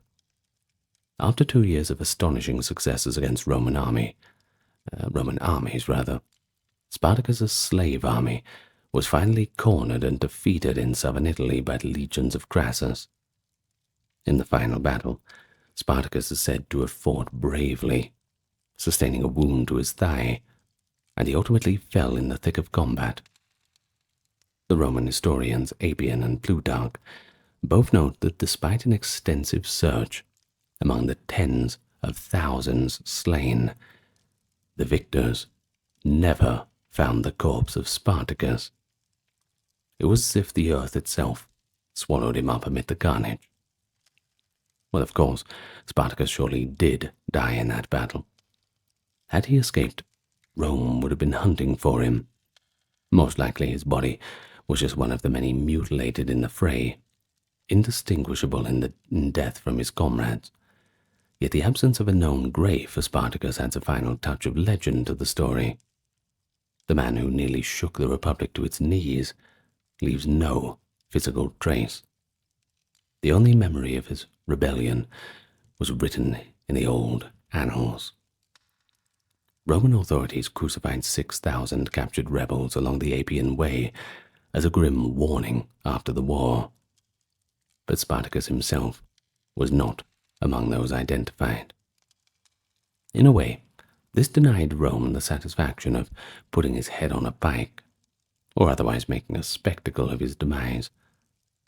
But it also means that, like our other cases, Spartacus inhabits a realm of conjecture at life's end, a legacy that looms large, though his bones lie in an unknown Italian field, mixing with the thousands of nameless others. Now there is a theme that unites Cleopatra, Boudica, and Spartacus, and that's how the physical evidence of their endings went missing. With Cleopatra and Boudica, we have intentional burials that are lost to history, one somewhere under layers of Alexandria's development, or perhaps submerged offshore, the other hidden in Britain's vast green landscape. In the case of Spartacus, a lack of a burial, or perhaps one unmarked, leaves us nothing tangible to work with. But why do the lost tombs and graves matter? Well, it's partly because finding them could provide historical confirmation and context. Imagine reading an inscription by Cleopatra herself, the last words, or analyzing Boudica's remains for clues of her age and health. It's also partly because I think we're naturally drawn to closure. We want stories to have an ending that we can touch or see. The absence of a grave turns these figures into symbols. Cleopatra's missing tomb symbolizes the end of pharaonic Egypt and the beginning of a Roman dominion. The once great queen, literally erased. Boudica's vanished resting place symbolizes the way native resistance can be written out of history by the victors. Her story nearly forgotten until Tacitus rediscovered her much later. Spartacus's unmarked corpse symbolizes how the oppressed masses often disappear from the record, even when they momentarily upend the status quo. In all these cases, Rome won. Augustus triumphed over Cleopatra, Suetonius over Boudica, Crassus and later Pompey over Spartacus, and yet these unsolved mysteries persist like loose threads in Rome's story. I suppose we'll just have to keep searching, literally and figuratively. Now you must remember that not all unsolved mysteries of ancient Rome involve people or battles.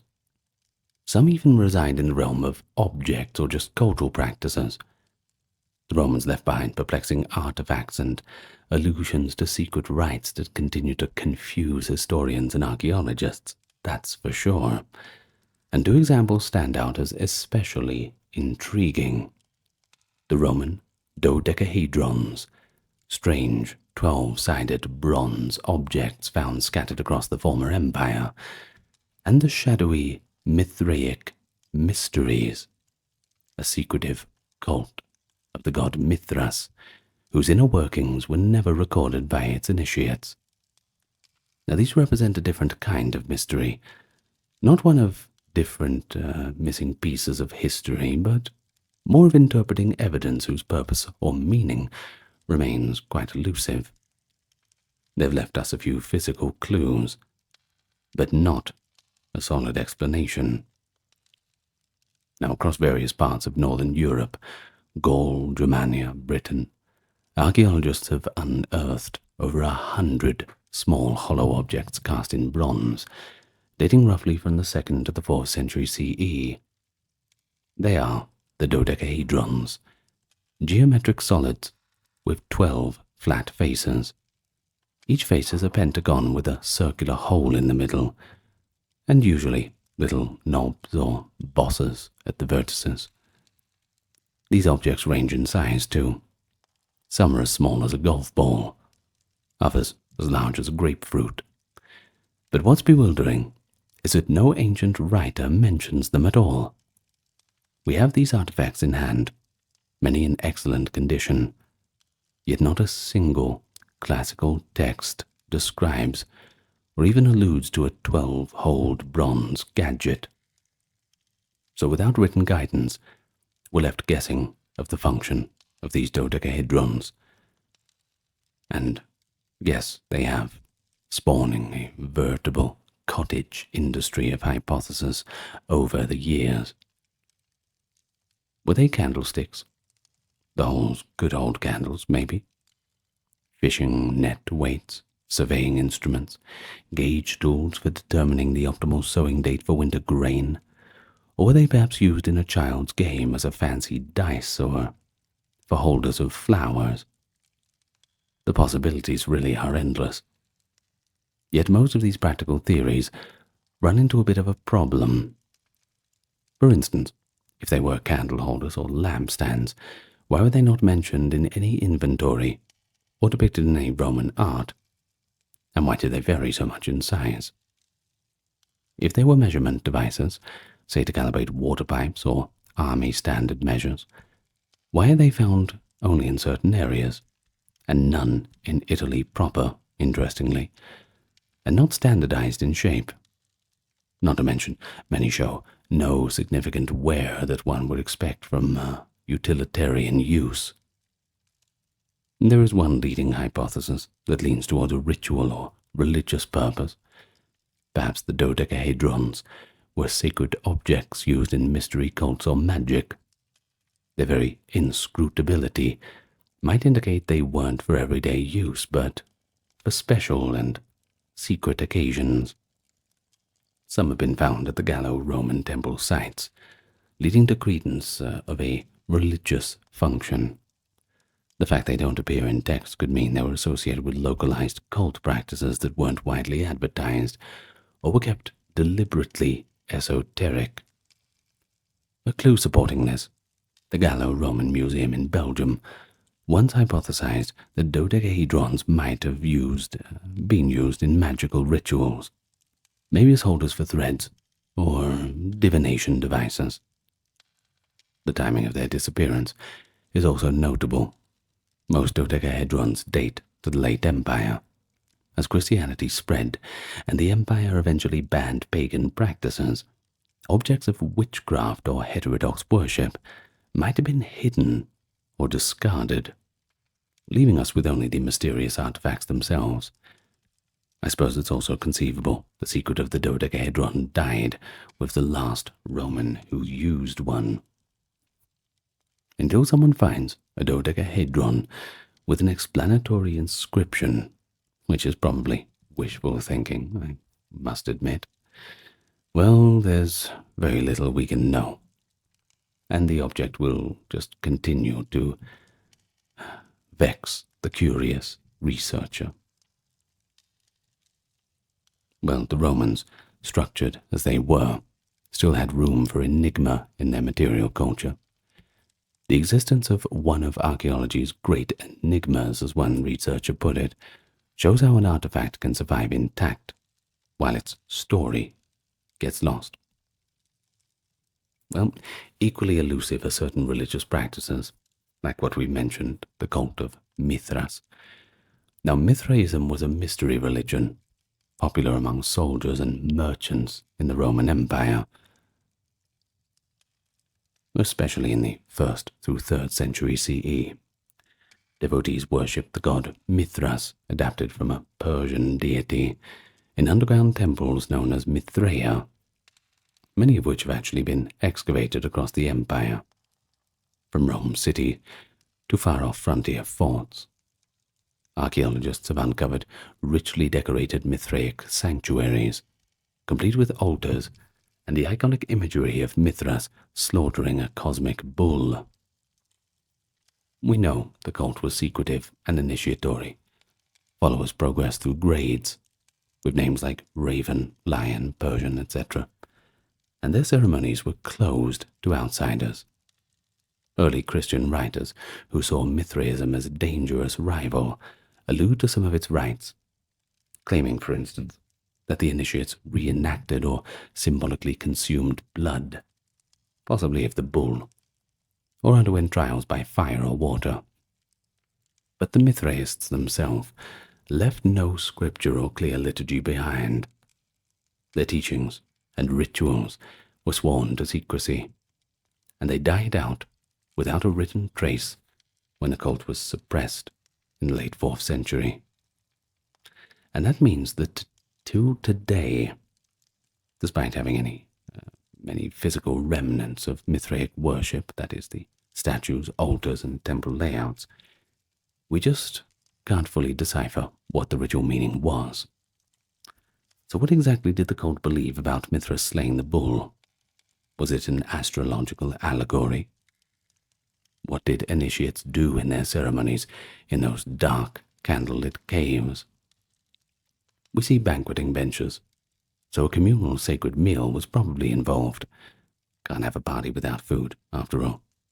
Perhaps commemorating a feast Mithras shared with the sun god. We find graffiti of devotees and inscriptions praising Mithras as Sol Invictus, the unconquered sun and such. But so much remains conjecture.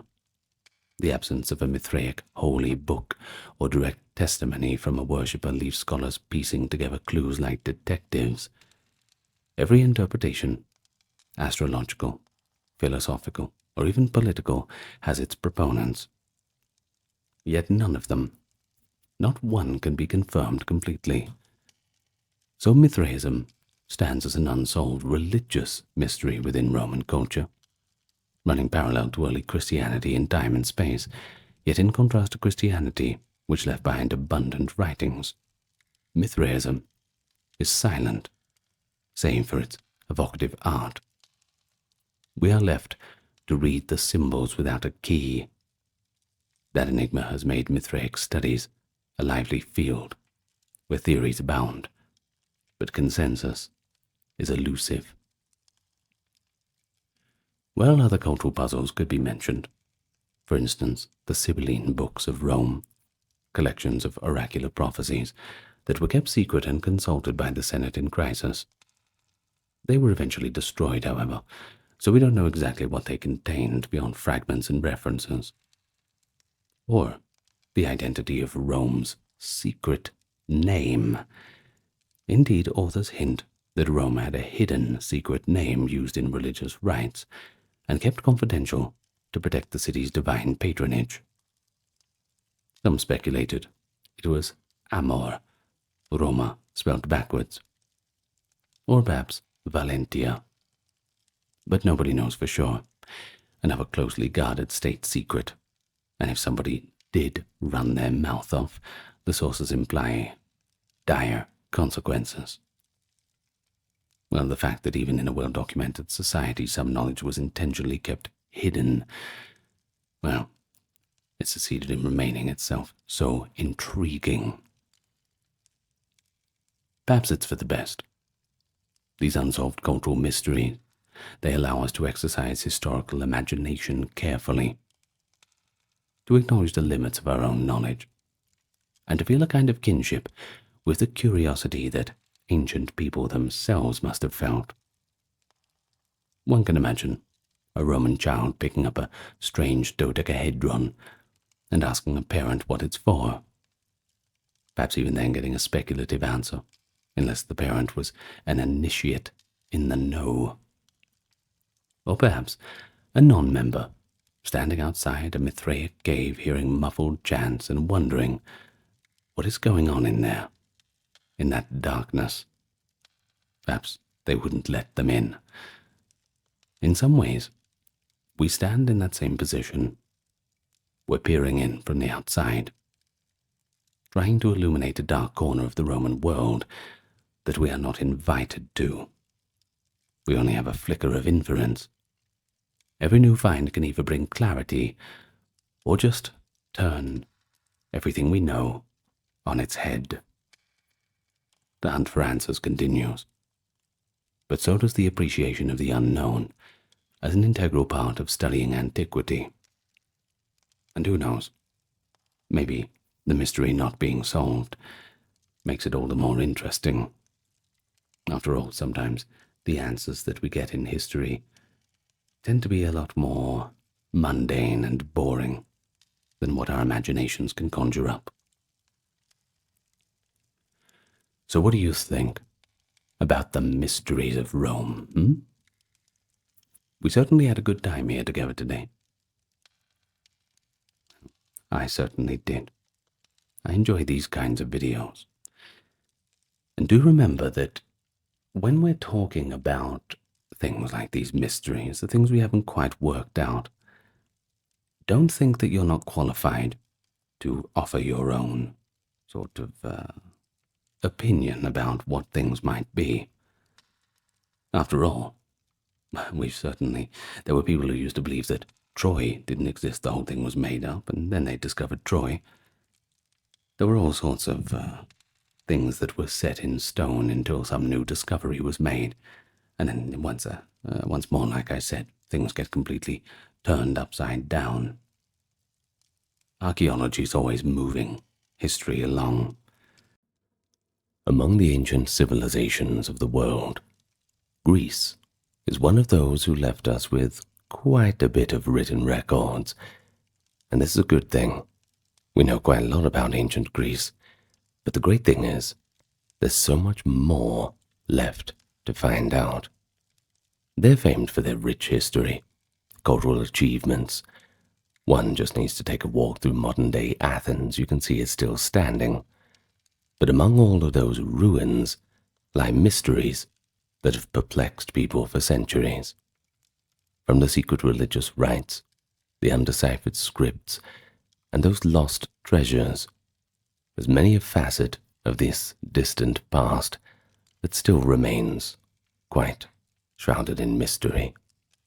And so today, that's what we're going to talk about.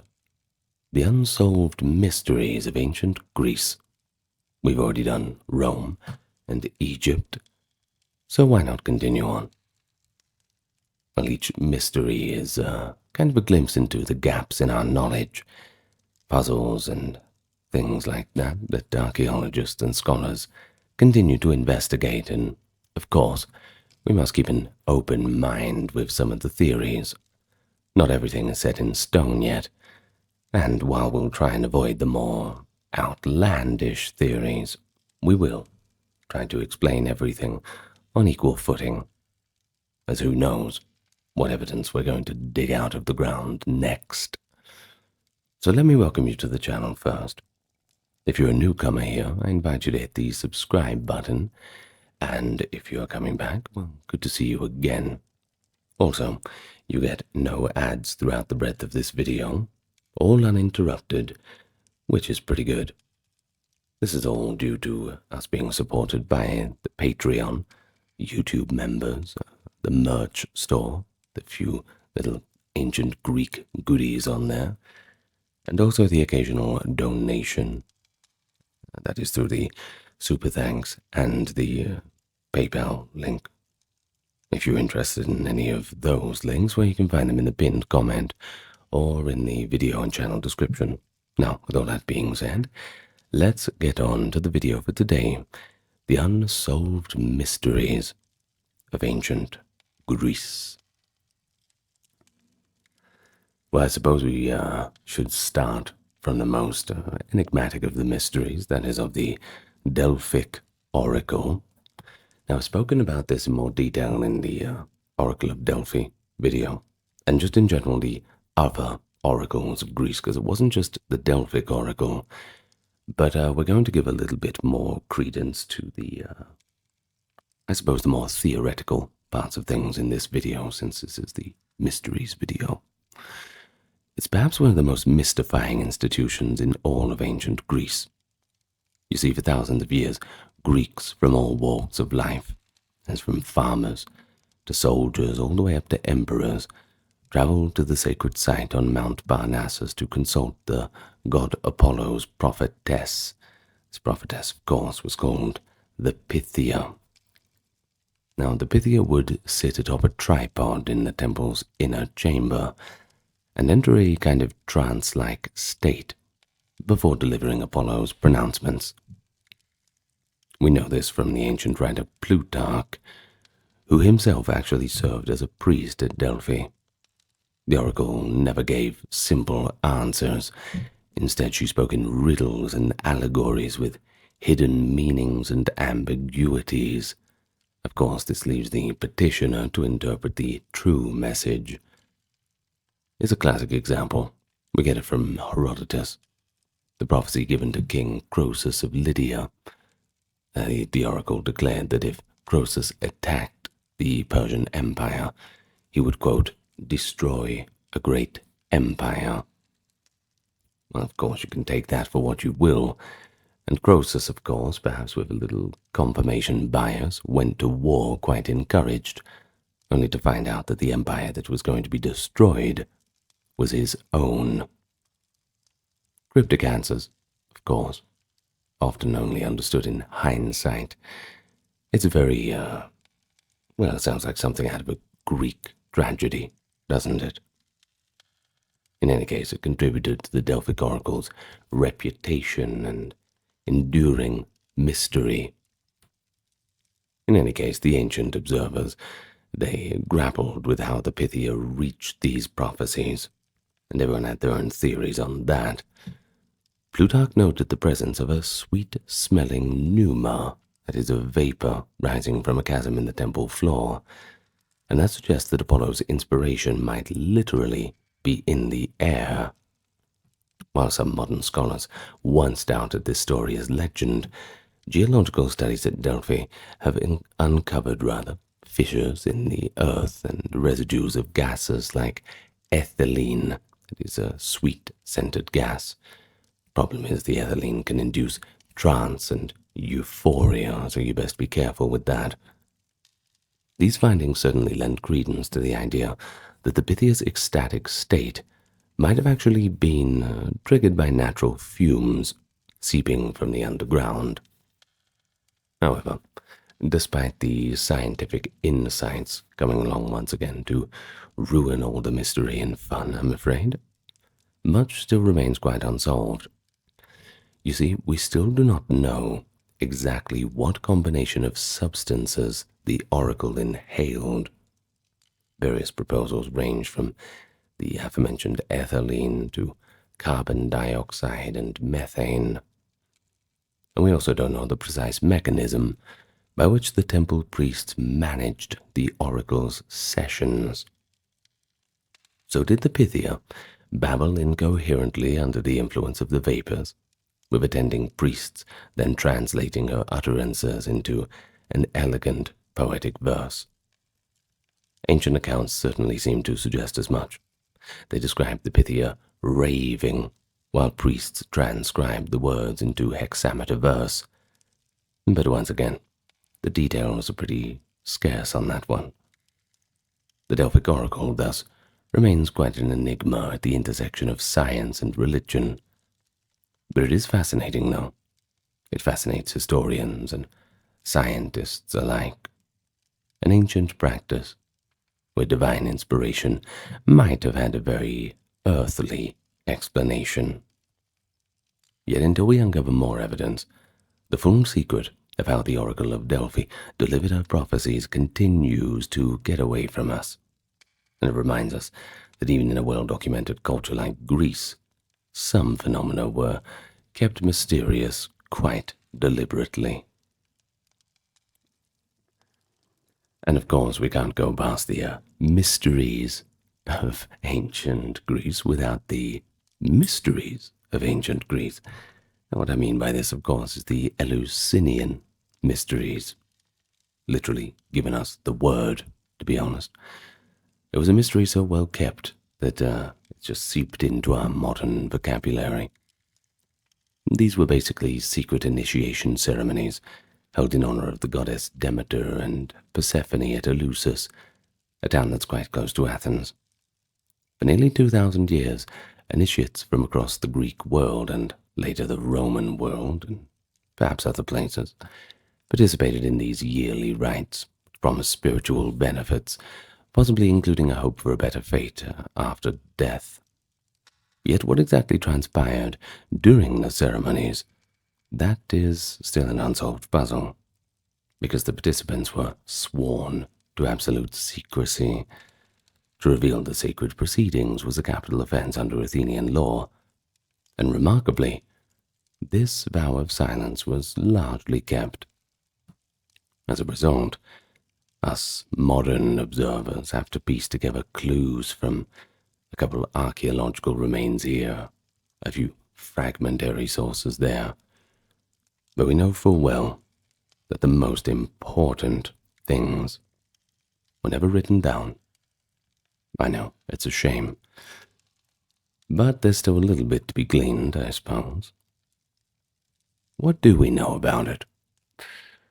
Well, we know that they were split into the lesser and greater mysteries, with the greater initiation taking place in the fall and involving a multi-day journey from Athens to Eleusis. Ancient descriptions speak of processions of worshippers carrying torches, fasting and then drinking a special barley and mint drink called kikeon, and performing, of course, recitations, dances, things like this. Of course, the crescendo occurred at night in the telesterion, a great hall at Eleusis, where the highest secrets were revealed by the priests, the content of which has never been explicitly recorded. But some later writers have hinted at what might have been seen. Perhaps a sacred object was shown. An enigmatic description refers to an ear of grain cut in silence, symbolizing the cycle of life and rebirth, central to the Demeter and Persephone myth. Initiates likely witnessed a dramatic reenactment of Persephone's descent into the underworld and return to the earth, a powerful myth of death and rebirth. The Roman statesman Cicero, who was initiated at Eleusis, lauded the mysteries as the pinnacle of Greek religion, writing that Athens had given nothing finer to the world. Through these rites, he said, people, quote, learned the fundamentals of life and gained the knowledge not just to live happily, but also to die with a better hope.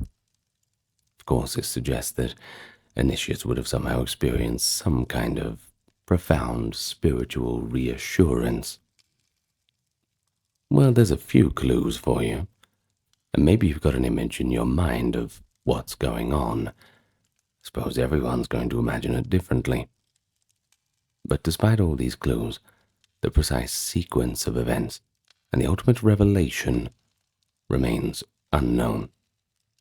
As for the scholars, they theorize quite boldly. One modern theory even proposes that the kikeon drink was laced with ergot, a fungus containing a potent hallucinogen related to LSD, to induce a visionary state in the initiates. That's probably going to get the job done. Well, this psychedelic hypothesis is quite speculative, but if it is true, it might explain the transcendent experiences participants reported. Others point out the psychological power of the communal ritual in a dark hall, with torches, music, and the sudden unveiling of sacred symbols. Could itself, perhaps, have altered consciousness without the need for any stimulants. Of course, we're left with these tantalizing testimonies too. Initiates uniformly praised the experience. When they were asked about what it was actually like, they refused to divulge in any sort of detail. They would only tell people that you have to go and do it for yourself. It can't be explained. It can only be felt. It can only be experienced. Of course, the mysteries stopped once Christianity came around. That was around the late 4th century CE, and Christianized Roman Empire officials finally closed the pagan sanctuaries. And with their ending, the secret was all lost. Today, archaeologists excavating Eleusis can identify the Grand Telesterion Hall and the cave behind, believed to be the entrance to Hades in the myth. But these stones are silent. They don't tell us any stories. Nothing about what truly happened on those very mysterious nights. And so they remain unsolved, in the most literal sense, a religious secret that antiquity kept to itself. But it challenges us to imagine a ritual that transformed thousands of lives, but left just barely a whisper of its content in the historical record. Perhaps we'll never know. And, well, I suppose they never wanted us to anyway. Well, on to the next mystery. And not all mysteries are so grandiose.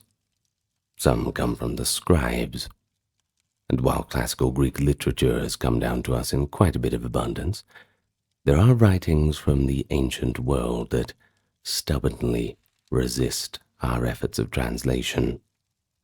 Now, chief among these is Linear A, the script used by the Minoan civilization of Crete during the 2nd millennium BCE, and the enigmatic Phaistos disk, uniquely transcribed clay.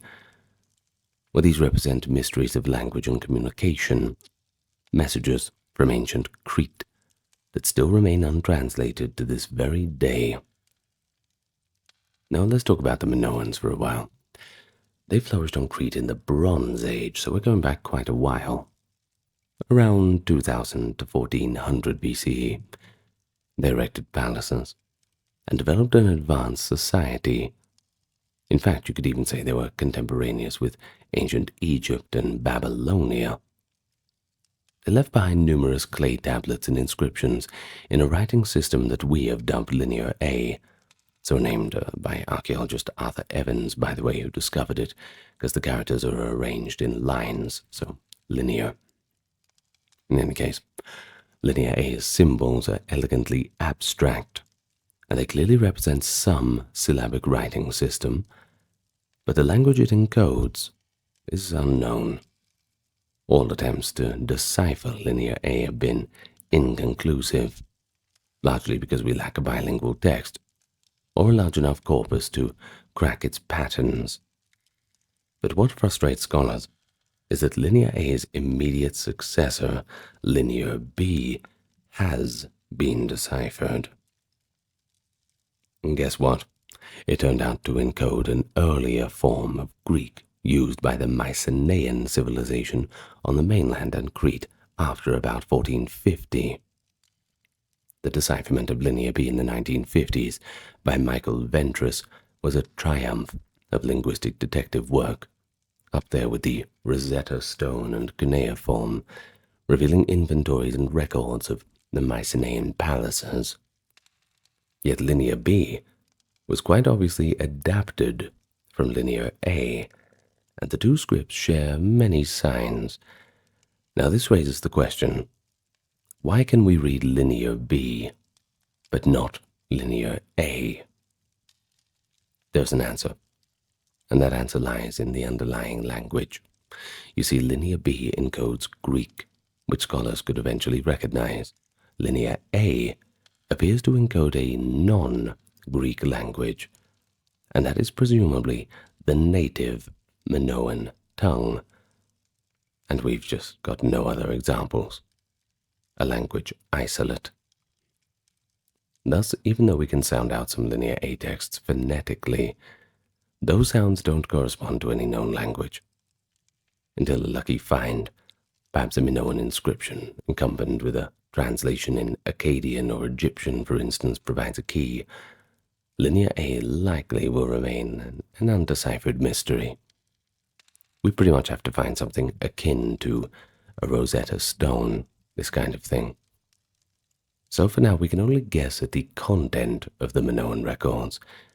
Maybe temple offerings, trade transactions. If we're lucky, we'll get some hymns to goddesses, maybe even some old stories. Who knows? But early writing systems generally are a little dry in their contents. In any case, it's locked behind a script that we cannot understand. Now, speaking of things we cannot understand, if Linear A is a broad linguistic mystery, the Phaistos disk is a more singular puzzle, literally a one-of-a-kind artifact. It was discovered in 1908 in the ruins of a Minoan palace of Phaistos. This baked clay disc, around 15 centimeters across, is stamped on both sides with a spiral of strange symbols. There are 45 distinct signs depicting objects like humans, animals, plants, and abstract designs repeated in various combinations. In fact, there is 241 impressions in total. The creator of the disc, whoever that was, impressively used movable stamps to press each sign into the clay. An early example of printing, if we want to put it that way, quite unique in the ancient world. But what does it say? What does it all mean?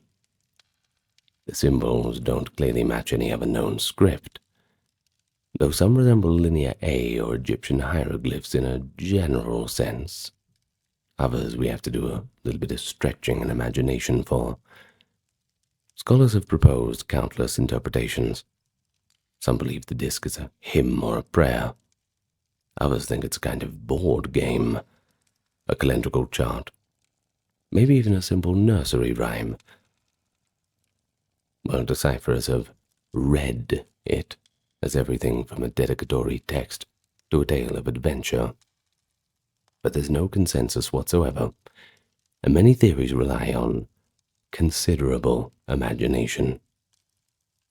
Now, because the Phaistos disc stands alone, no second copy or related text to compare, verifying any hypothesis is extraordinarily difficult. Well, we don't know what language it might represent. It could be the Minoan language in a unique pictographic form, perhaps, or a language from elsewhere that found its way to Crete. Some experts have even mused whether the disc might be a forgery by the ancient scribes of Phaistos, perhaps a teaching tool or a clever puzzle, perhaps just some bored scholar making up a language of his own. Who knows? But its mystery deepens when we consider that the disc was carefully fired, suggesting that it was meant to be preserved, not just a disposable record. So was it a sacred object? Perhaps something of some cult, a mystery of Crete, kind of like the Eleusinian mysteries. A cryptographic message, perhaps? We just don't know. In any case, over a century after its discovery, the disc remains an undeciphered artifact, and it teases us with the possibility that meaningful text lies just beyond our reach and understanding. I suppose together, Linear A and the Phaistos disc remind us that there are whole chapters of Greek prehistoric life, particularly the Minoans, that are still mute to us, pending the discovery of a Greek Rosetta Stone that will unlock their words. But until then, these mysteries continue to prompt debate and inspire would-be code breakers. But that keeps alive a hope that one day we might literally read a new page of history. Who knows? Perhaps somebody watching this now will be the one to finally translate Linear A or figure out the Phaistos disc. Don't write yourself off. You could do it. Just try what I'm gonna do. Okay, so moving on. We talk about Terra and Atlantis. You see, around 1600 BCE, there was a catastrophic event that shook the Aegean world. The explosive eruption of the volcanic Terra, present-day Santorini. This was one of the largest volcanic eruptions in human history, up there with Pompeii, Krakatoa, all the rest. The island's center blasted apart, sending ash clouds high into the atmosphere and generating tsunamis that likely struck nearby coastlines. The thriving Minoan settlement on Thera was buried in pumice, preserved today at the archaeological site of Akrotiri, sometimes called a Bronze Age Pompeii. The wider impacts of this eruption on the Minoan civilization of Crete are still debated. Did this cataclysm directly cause the downfall of the Minoans, or did it simply weaken them? We're not sure, but what we know is that within about a century of the eruption, by around 1450, the great Minoan palaces on Crete were either abandoned or destroyed, possibly taken over by Mycenaean Greeks from the mainland. And so the collapse of Minoan culture is a mystery intertwined with Thera's eruption. Natural disaster, internal turmoil, and the foreign invasions might have all played a role. But what intrigues many is the possible link between this real prehistoric disaster and that of one of the most enduring legends of Western tradition. And that is the lost island of Atlantis.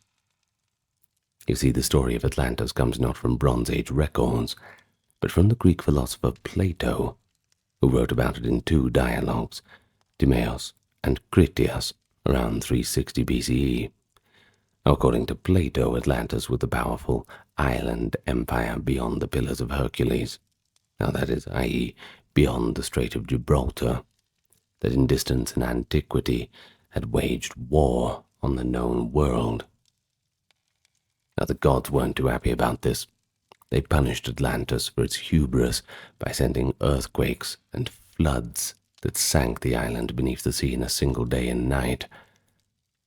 Plato's account is detailed, describing a grand capital city with concentric rings of land and sea, yet he presents it as a story told by Egyptian priests to the Athenian lawmaker Solon, and he uses it to illustrate philosophical points about ideal societies and the fate of empires, I suppose. But importantly, Plato places the fall of Atlantis at 9,000 years before Solon's time. Now that's a date that would have been about 9600 BCE, long before any known advanced civilizations, and long before any record keeping, that's for sure. These aspects strongly suggest that Atlantis was intended as a fictional or symbolic tale. But the tantalizing parallels to the Thera eruption have prompted speculation for generations that Plato's myth was inspired, perhaps indirectly, by memories of the Minoan collapse. Consider this. The Minoans were a great seafaring civilization. Their prominent island, Crete, along with Thera, suffered devastation from natural forces. Although Crete itself did not sink, luckily for them, the island of Thera literally imploded, leaving a caldera now filled by the sea, a sunken island, as it were.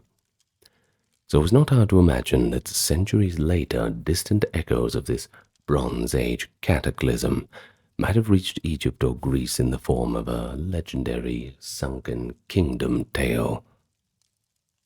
Is Atlantis, therefore, a distorted memory of the Thera eruption, and of course the Minoan downfall? Many scholars find that to be quite plausible. If an Egyptian priest in 600 BCE had some records or oral tales of a great island of the north destroyed by earthquakes and flood, the story could have been embellished and passed on to Solon, and then relayed to Plato's circle. The dramatic details in Plato's narrative, an island engulfed by the sea, a once great civilization, once virtuous, now becoming corrupt, could be a morality tale woven around a kernel of true disaster. However, the fact remains that Plato is our only source on Atlantis for now, and he may well have invented it outright as an allegory, a kind of philosophical agitprop. No unequivocal archaeological evidence of a sunk Atlantis has ever been found, despite numerous expeditions and fringe theories placing Atlantis everywhere from Spain to even all the way up to Antarctica. Santorini's ruins at Akrotiri show a society halted in its tracks by eruption, but they correspond to the Minoan Crete culture, not a radically separate empire. Thus the mystery of Atlantis endures largely because it bridges myth and history. We are left with a set of intriguing coincidences rather than actual proof. The Thera eruption certainly happened. No one's doubting that. It was certainly devastating. Now that's a historical fact. But whether it is the seed of Plato's fable is an open question that scholars continue to debate. Atlantis, as an unsolved mystery, teaches us caution. It's a story that has launched countless imaginative claims. But responsible inquiry requires sifting through myth from possible reality. So for now, Atlantis remains elusive to us, a utopian fiction for many, but for others, a sign that behind Greek myths there sometimes lurks memories of real events, so dramatic that they echo down the ages, albeit with changed names and places.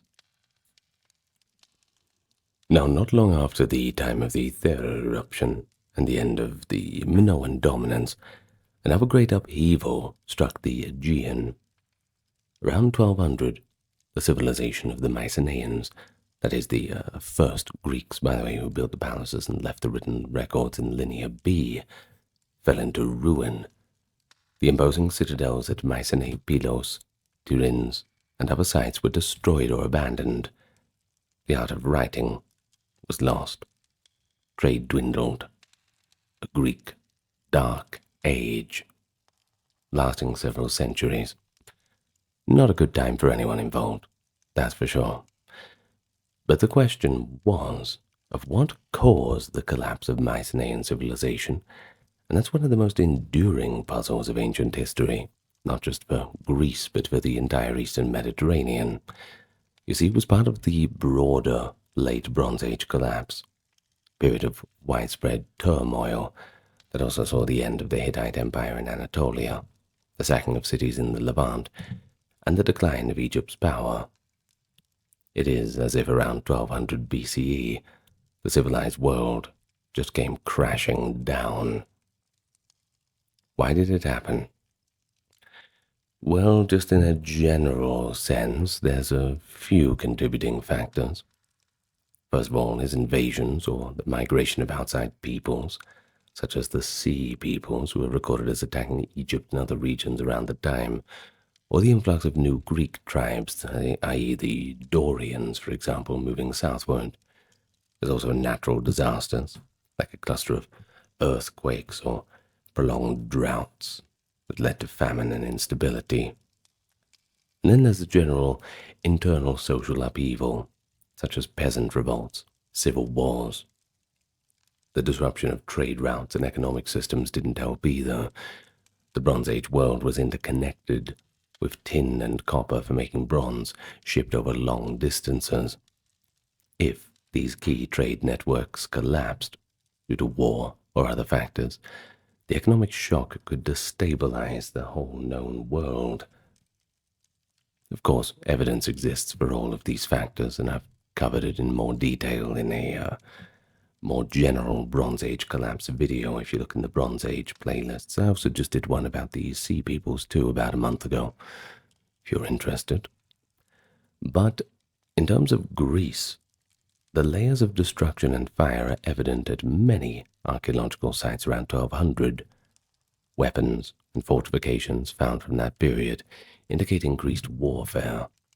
Egyptian inscriptions, notably on the mortuary temple of Pharaoh Ramesses III, describe invasions of foreign raiders, a confederation of sea peoples causing havoc across the eastern Mediterranean. Now, some of these sea peoples have been tentatively linked by scholars to groups in the Aegean. For instance, a group called the Denyen might relate to the Greek Danans, that is another name for the Greeks. Meanwhile, climatological studies of pollen and sediment suggest a severe drought struck the region in the late 13th century, which could have, of course, induced famine and mass migrations.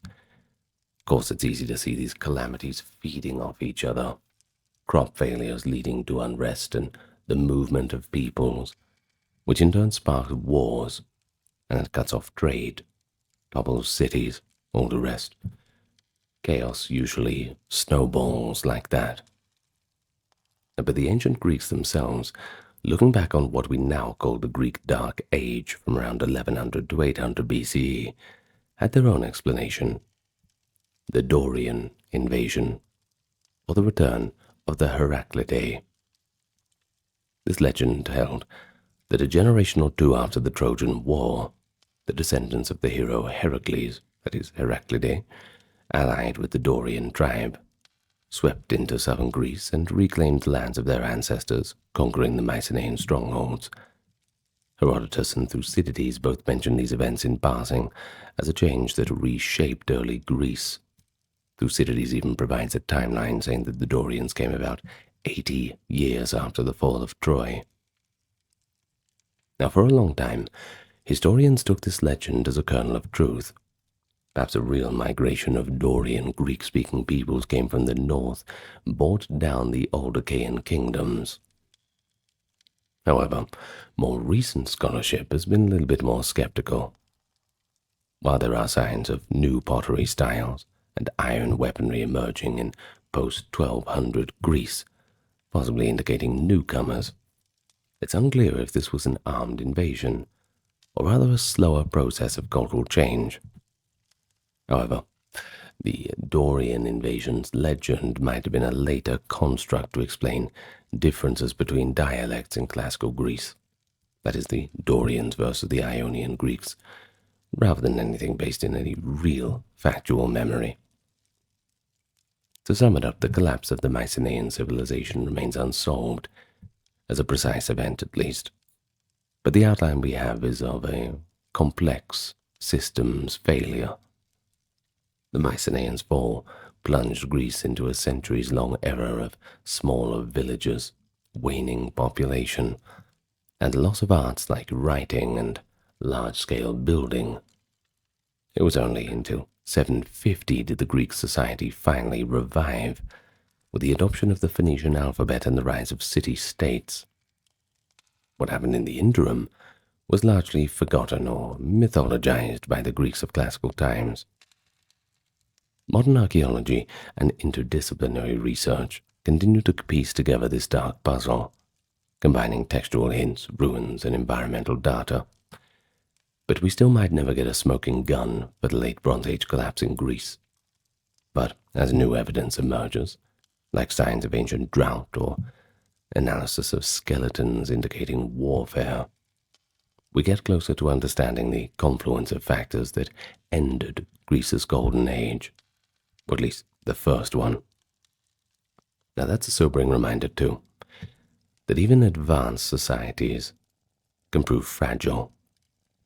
One thread gets cut, and the whole thing comes tumbling down. Who knows what kind of chaos awaits after that kind of collapse? Historical mysteries can have multiple overlapping answers rather than a simple dramatic cause, and often the story's a lot more complicated than we first will begin to think. But few tales from antiquity are as storied as the next one, the Trojan War. Immortalized in Homer's epic poems, the Iliad and Odyssey, the war was said to have been fought by lines of Greek kings against the city of Troy, sparked by the abduction of the infamously beautiful Helen, the Spartan queen, the face that launched 1,000 ships. Well, for the ancient Greeks, the Trojan War was a cornerstone of their heroic past, a saga of honor, wrath, and the whims of the gods. But the modern observer asks, did it actually happen? And if it did, what were the real events behind the legend of Achilles, Hector, the wooden horse? The historicity of the Trojan War remains an open question, a mystery that sits at the crossroad of archaeology, mythology, and the most boring of textual analysis. For a long time, scholars in the West doubted that Troy even existed at all, considering it perhaps purely myth. But that changed in the 19th century, when archaeologists guided by Homer's descriptions discovered a large ancient city at Hisarlik in northwestern Turkey. Pioneered by Heinrich Schliemann in the 1870s, excavations revealed multiple layers of a settlement that had been inhabited over many centuries. One layer in particular, often identified as Troy 7, dated around 1200 BCE, shows evidence of destruction by war. So could these be the ruins of the very city that the Greeks besieged in those old stories? Many scholars now believe that Homeric Troy corresponds to a real city that did experience violent upheaval around the time the legend suggests the war took place. But the consensus is that there likely was a conflict, or several conflicts, between the late Mycenaean Greeks and the inhabitants of the region of Troy known as Troas, perhaps involving a siege of a city in that location. The scale and details, however, were almost certainly smaller and different than the epics suggest, which, if you know Greek history and Greek epics, you expect that as a matter of course. But what evidence supports a historical kernel for the Trojan War? Apart from the archaeological signs of destruction at Troy, we've also got Hittite texts from the same era, which intriguingly mention a place called Wilusa, very likely the Hittite name for Troy, which, and we know that because Wilusa is phonetically similar to the Greek Ilios or Ilion, Homer's name for Troy, that is. These documents also reference a king of Ahiawa, which most scholars interpret as the Hittite term for the Mycenaean Greek king, possibly referring to Achaeans of Homer. In one Hittite letter, there is talk of tensions or raids involving Wilusa and the Ahiawa.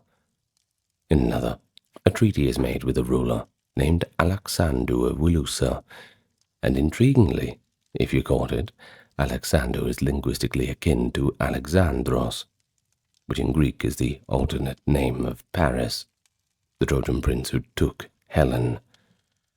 Such correspondence suggests that the Greeks and the Hittites had diplomatic and perhaps adversarial reactions over northwestern Anatolia, and that names resembling those in legend have appeared in real records. And that is indeed a stunning convergence of myth and archive together. A Trojan prince named Alexander, a city that sounds like Ilios, foreign Achaean aggressors. It all hints that the Homeric story preserved some distant memory of actual people and events, albeit through a very distorted lens. However, you can imagine that separating fact from fiction is extraordinarily difficult. The Iliad, composed orally around the 8th century and written down later, is a product of centuries of storytelling evolution. By the time Homer's version took shape, any historical war would have been 400 to 500 years in the past, akin to us today recalling events of the medieval era through only folk ballads. Homer's account is full of divine interventions, heroic single combats, and anachronisms. His Bronze Age heroes sometimes use iron weapons, or fight in ways more typical of Homer's own era, phalanxes and all that sort of thing, tortoise formations. But this tells us that the epics are not a journalistic report, but rather a blend of various war traditions and poetic invention. Thus the mystery of the Trojan War boils down to which elements, if any, are historical. Was there a real Helen? Was there a real Achilles? Most likely not in the way described, but perhaps there was someone with that name or something akin to that concept.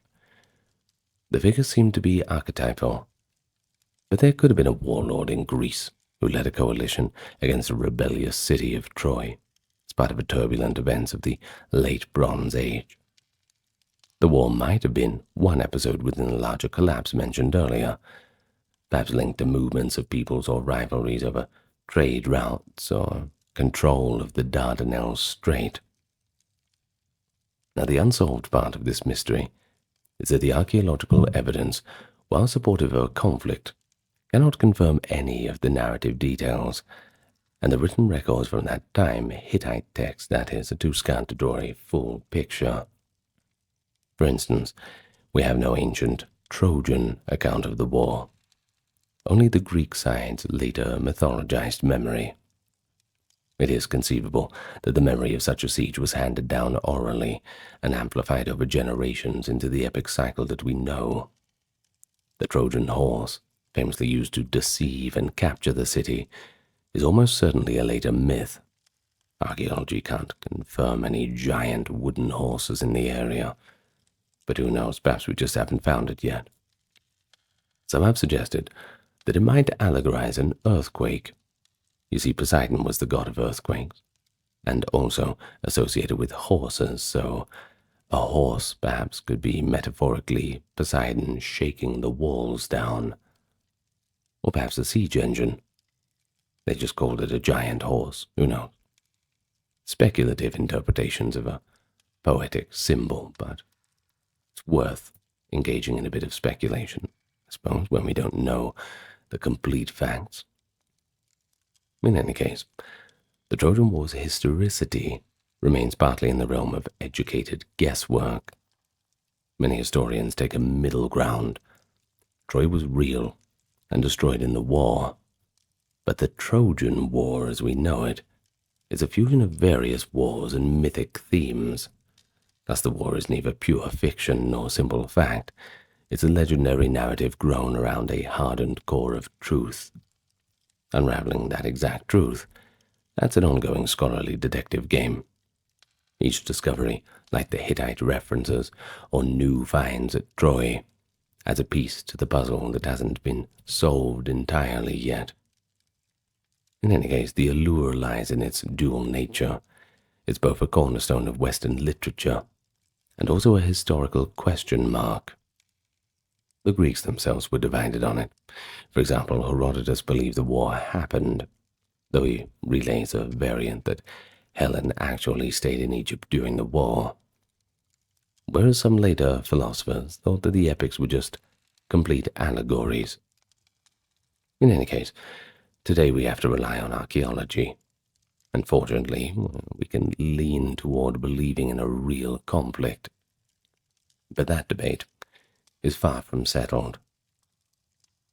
So what is certain is that the story of Troy will continue to captivate, that's for sure, in part because it asks us to confront the boundary between history and myth, and that boundary in this case remains frustratingly blurry. Well, if the Trojan War was a mystery of events, the Homeric question is a mystery of authorship. It's quite simply put, who was Homer? The poet or poets to whom the Iliad and Odyssey are attributed? How were these monumental epics composed? By whom and when? We have a name, but we don't have a face.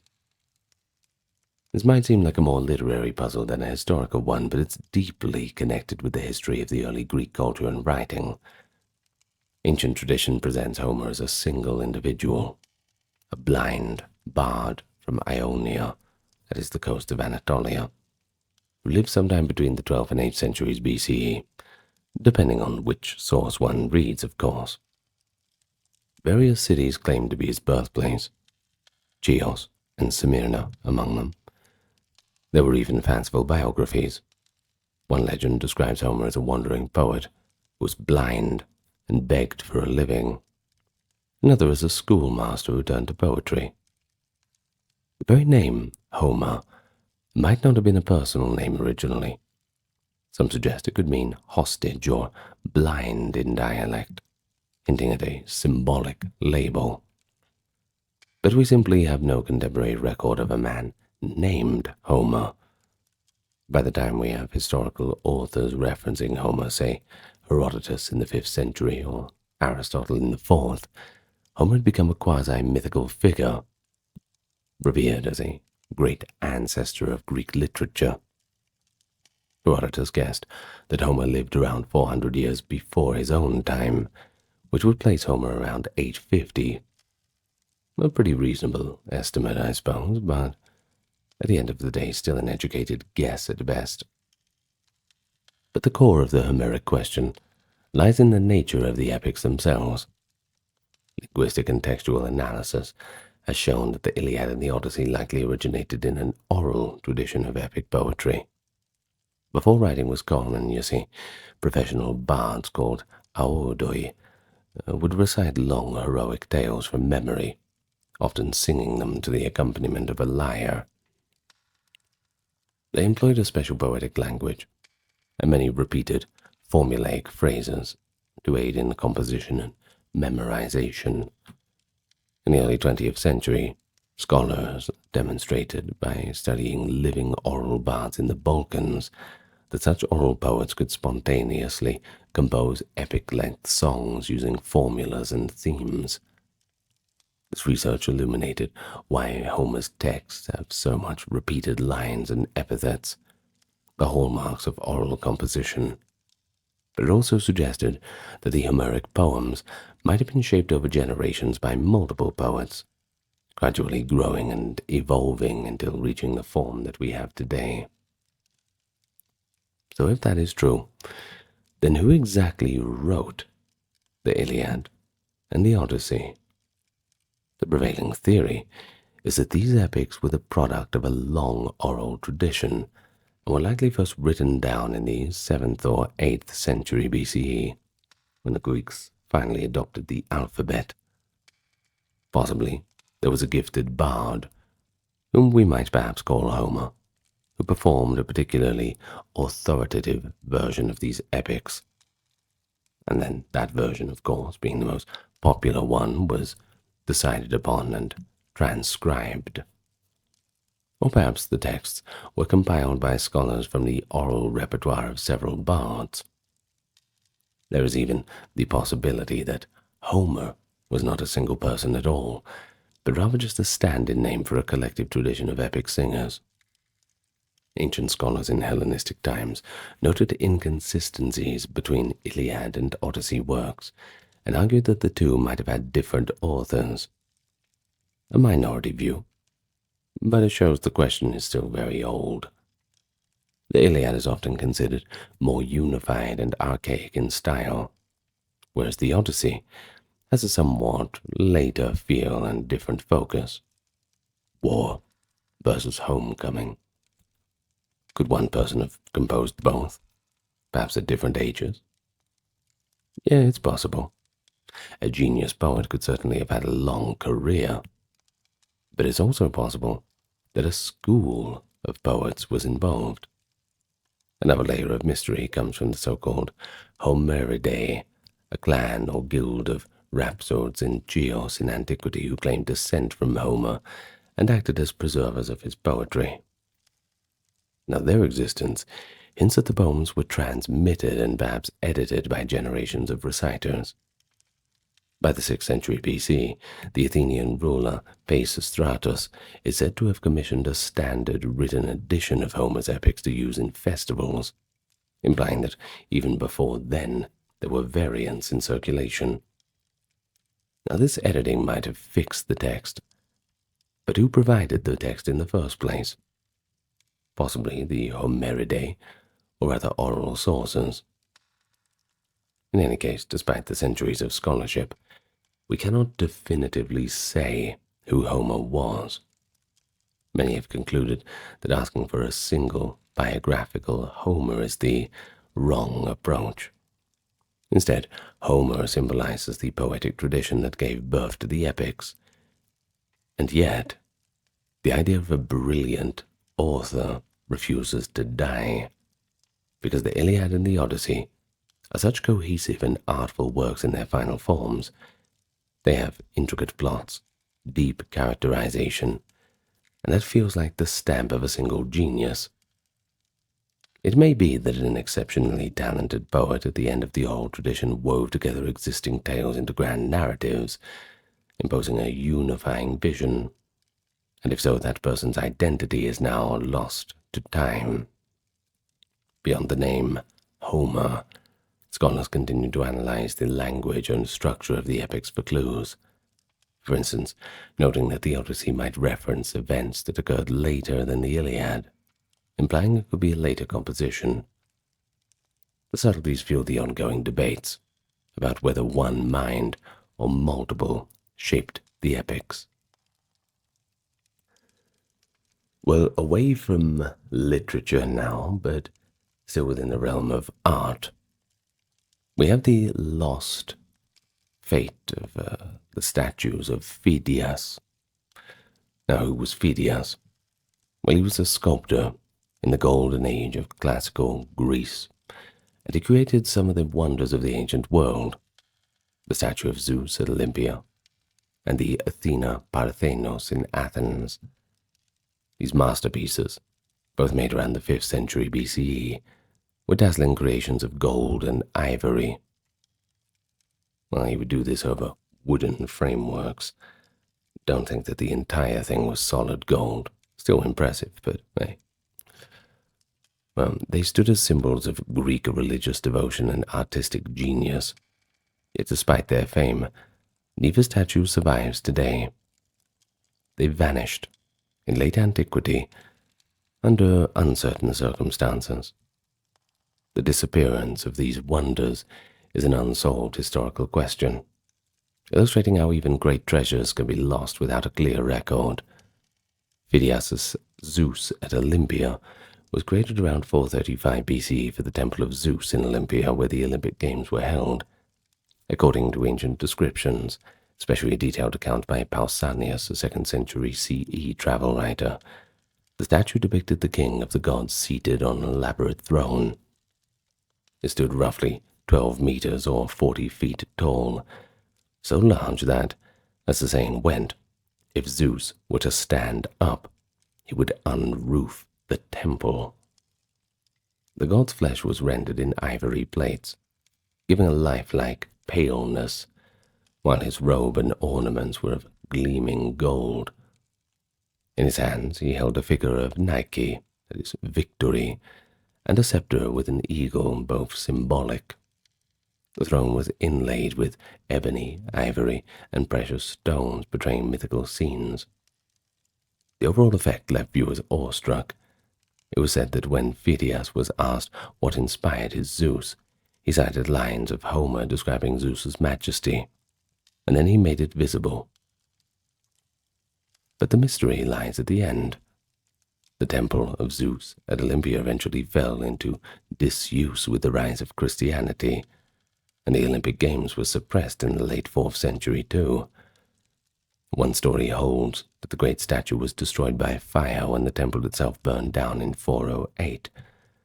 However, another tradition claims a different fate, that the statue of Zeus was transported to Constantinople earlier in the 4th or early 5th century to save it or adorn a palace.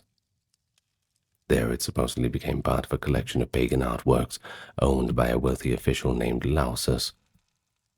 This collection of antiquities was known to include other famous statues of Greek gods.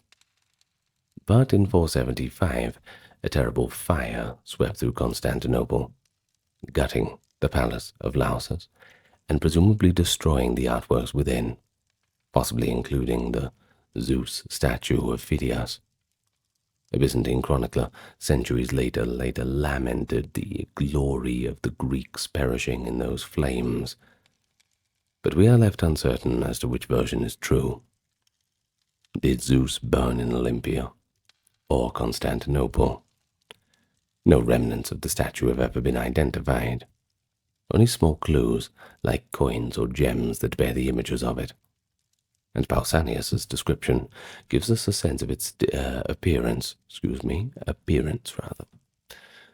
But either way, by the late 5th century CE, the great statue of Zeus was gone. Its disappearance was not well recorded by contemporaries. And that's probably because by then it represented the old pagan world, whose loss the new Christian authorities did not really see as a very big thing to mourn. Phidias's other marvel, the Athena Parthenos, stood in the Parthenon of the Acropolis of Athens. Completed around 447 BCE, the statue of the city's patron goddess Athena was similarly huge, about 11 to 12 meters tall, so once again about 40 feet, and likewise made of ivory and gold. Athena was portrayed standing, armed with a spear and shield, and holding a small statue of Nike in her outstretched hand. The amount of gold on her, perhaps over 1,000 kilograms, was so great that it was treated as a kind of treasury reserve for Athens. The gold plates were designed to be removable in case the city needed to melt them down for coinage. In fact, historical records indicate that they did remove and test the gold at least once during a financial crisis. Well, this shows how valuable and symbolic the statue really was. Tourists in Roman times marveled at the Athena Parthenos. Pausanias describes her with rich detail, noting the Sphinx on her helmet and the Battle of Amazons depicted on her shield. But what became of the Athena Parthenos? Here the trail is even fainter. By the late Roman period, the Parthenon had been converted into a Christian church, and clearly the pagan cult statue would have been removed or destroyed in that process. One theory is that, like Zeus, that Athena was relocated to Constantinople during the 5th century to preserve it, or possibly taken earlier by a Roman emperor's loot or display, kind of reward. So if it did reach Constantinople, it likely met the same end, consumed in one of those great fires that periodically ravaged the city, or perhaps destroyed during the fervor of Christian iconoclasm. There were edicts, by the way, to destroy the idols of the old gods. A lot of things got whipped up with that. But another possibility is that it never left Athens, but was dismantled or looted when the Parthenon became a church. The gold, being immensely valuable, would have been stripped off. The ivory would decay or burn easily. There is a late antiquity anecdote that a statue of Athena was decapitated and mutilated by Christians, but we lack clear references. By medieval times, we do know that nothing remained of Athena's great statue. Thus, both of the masterpieces of Phidias vanished, leaving almost not a single physical trace. Archaeologists have found the workshop at Olympia where Phidias sculpted Zeus, including molds and tools, even perhaps a cup inscribed, "I belong to Phidias," but not a splinter of the statue itself. Back in Athens, occasional fragments of sculpture on the Acropolis surface, but nothing attributable to the Parthenos. The mystery here is partly one of the fate, and partly one of the reconstruction. We ask how exactly were these statues lost, and is there any hope of some fragment survived unidentified? Additionally, can we ever fully envision them as they were? For example, scholars debate details of their appearance. We have later marble copy statuettes believed to imitate the Athena Parthenos at small scale, but they may not capture the full splendor or colors of the original. Both statues had likely painted details and inlays that, unfortunately, now only exist in our imagination. Well, perhaps it's subjective toward the viewer's sensibilities, but I think I've saved the most interesting one to last. That is the Antikythera mechanism. This takes us back to 1901. Divers off the coast of a tiny Greek island of Antikythera made an astounding discovery in an ancient shipwreck, a corroded lump of bronze that upon closer examination turned out to contain an intricate assembly of gears. Little did anyone realize at first that this artifact would become known as the famous Antikythera mechanism, sometimes hailed as the first known analog computer. Now let me explain. Dating to around the 1st century BC, the mechanism was eventually understood to be a device for tracking astronomical cycles, capable of predicting precise positions of the sun, moon, possibly planets, lunar phases, and even eclipses and the Olympic Games cycles. But its complexity is astonishing. Over 30 meshing bronze gears with precise teeth, comparable to an 18th century clockwork in its sophistication. The unsolved mystery surrounding the Antikythera mechanism is multifold. Who built it? And for what exact purpose? How widespread was the technology? And why? Why did it disappear from record? You think something like that would be well written about, right? It's basically a testament to the advanced Hellenistic science of its era, but it's also one of a kind. This anomaly raises many questions about ancient innovation and knowledge transmission. Decades of research, especially with advanced imaging techniques like X-ray tomography in the 21st century, have allowed scientists to virtually reconstruct the mechanisms, gear trains, and read tiny inscriptions on its components. So we now know that it could model the Metonic cycle, a 19-year cycle after which lunar phases repeat on the same calendar dates. It could also predict eclipses using the Saros cycle around 18 years, and likely indicate the position of the 5 known planets following Greek astronomical theories, though some parts are missing, making the planet display interfered. One dial on the back showed the timing of the Olympic Games, and another the Pan-Hellenic Games on a 4-year cycle. And this level of miniaturization and technical design was completely unexpected from antiquity until this find. It has reshaped our understanding, proving that ancient Greeks, and possibly their Greco-Roman ancestors, had the rather know-how to build geared mechanisms of great complexity. However, there's a few mysteries that remain. The shipwreck's cargo suggests that the vessel was en route from the Greek world, possibly Rhodes, to Rome, carrying artworks and luxury items. This hints that the mechanism could have been made in a known center of astronomy and engineering. Rhodes is a prime candidate, since the famed astronomer Hipparchus worked there in the 2nd century BCE, and there was certainly a tradition of high-precision instruments for the time. Hipparchus's calculations of lunar motion and eclipse cycles match some functions of the mechanism, suggesting his work, or that of his contemporaries, could have informed its design. There was also a mechanical tradition.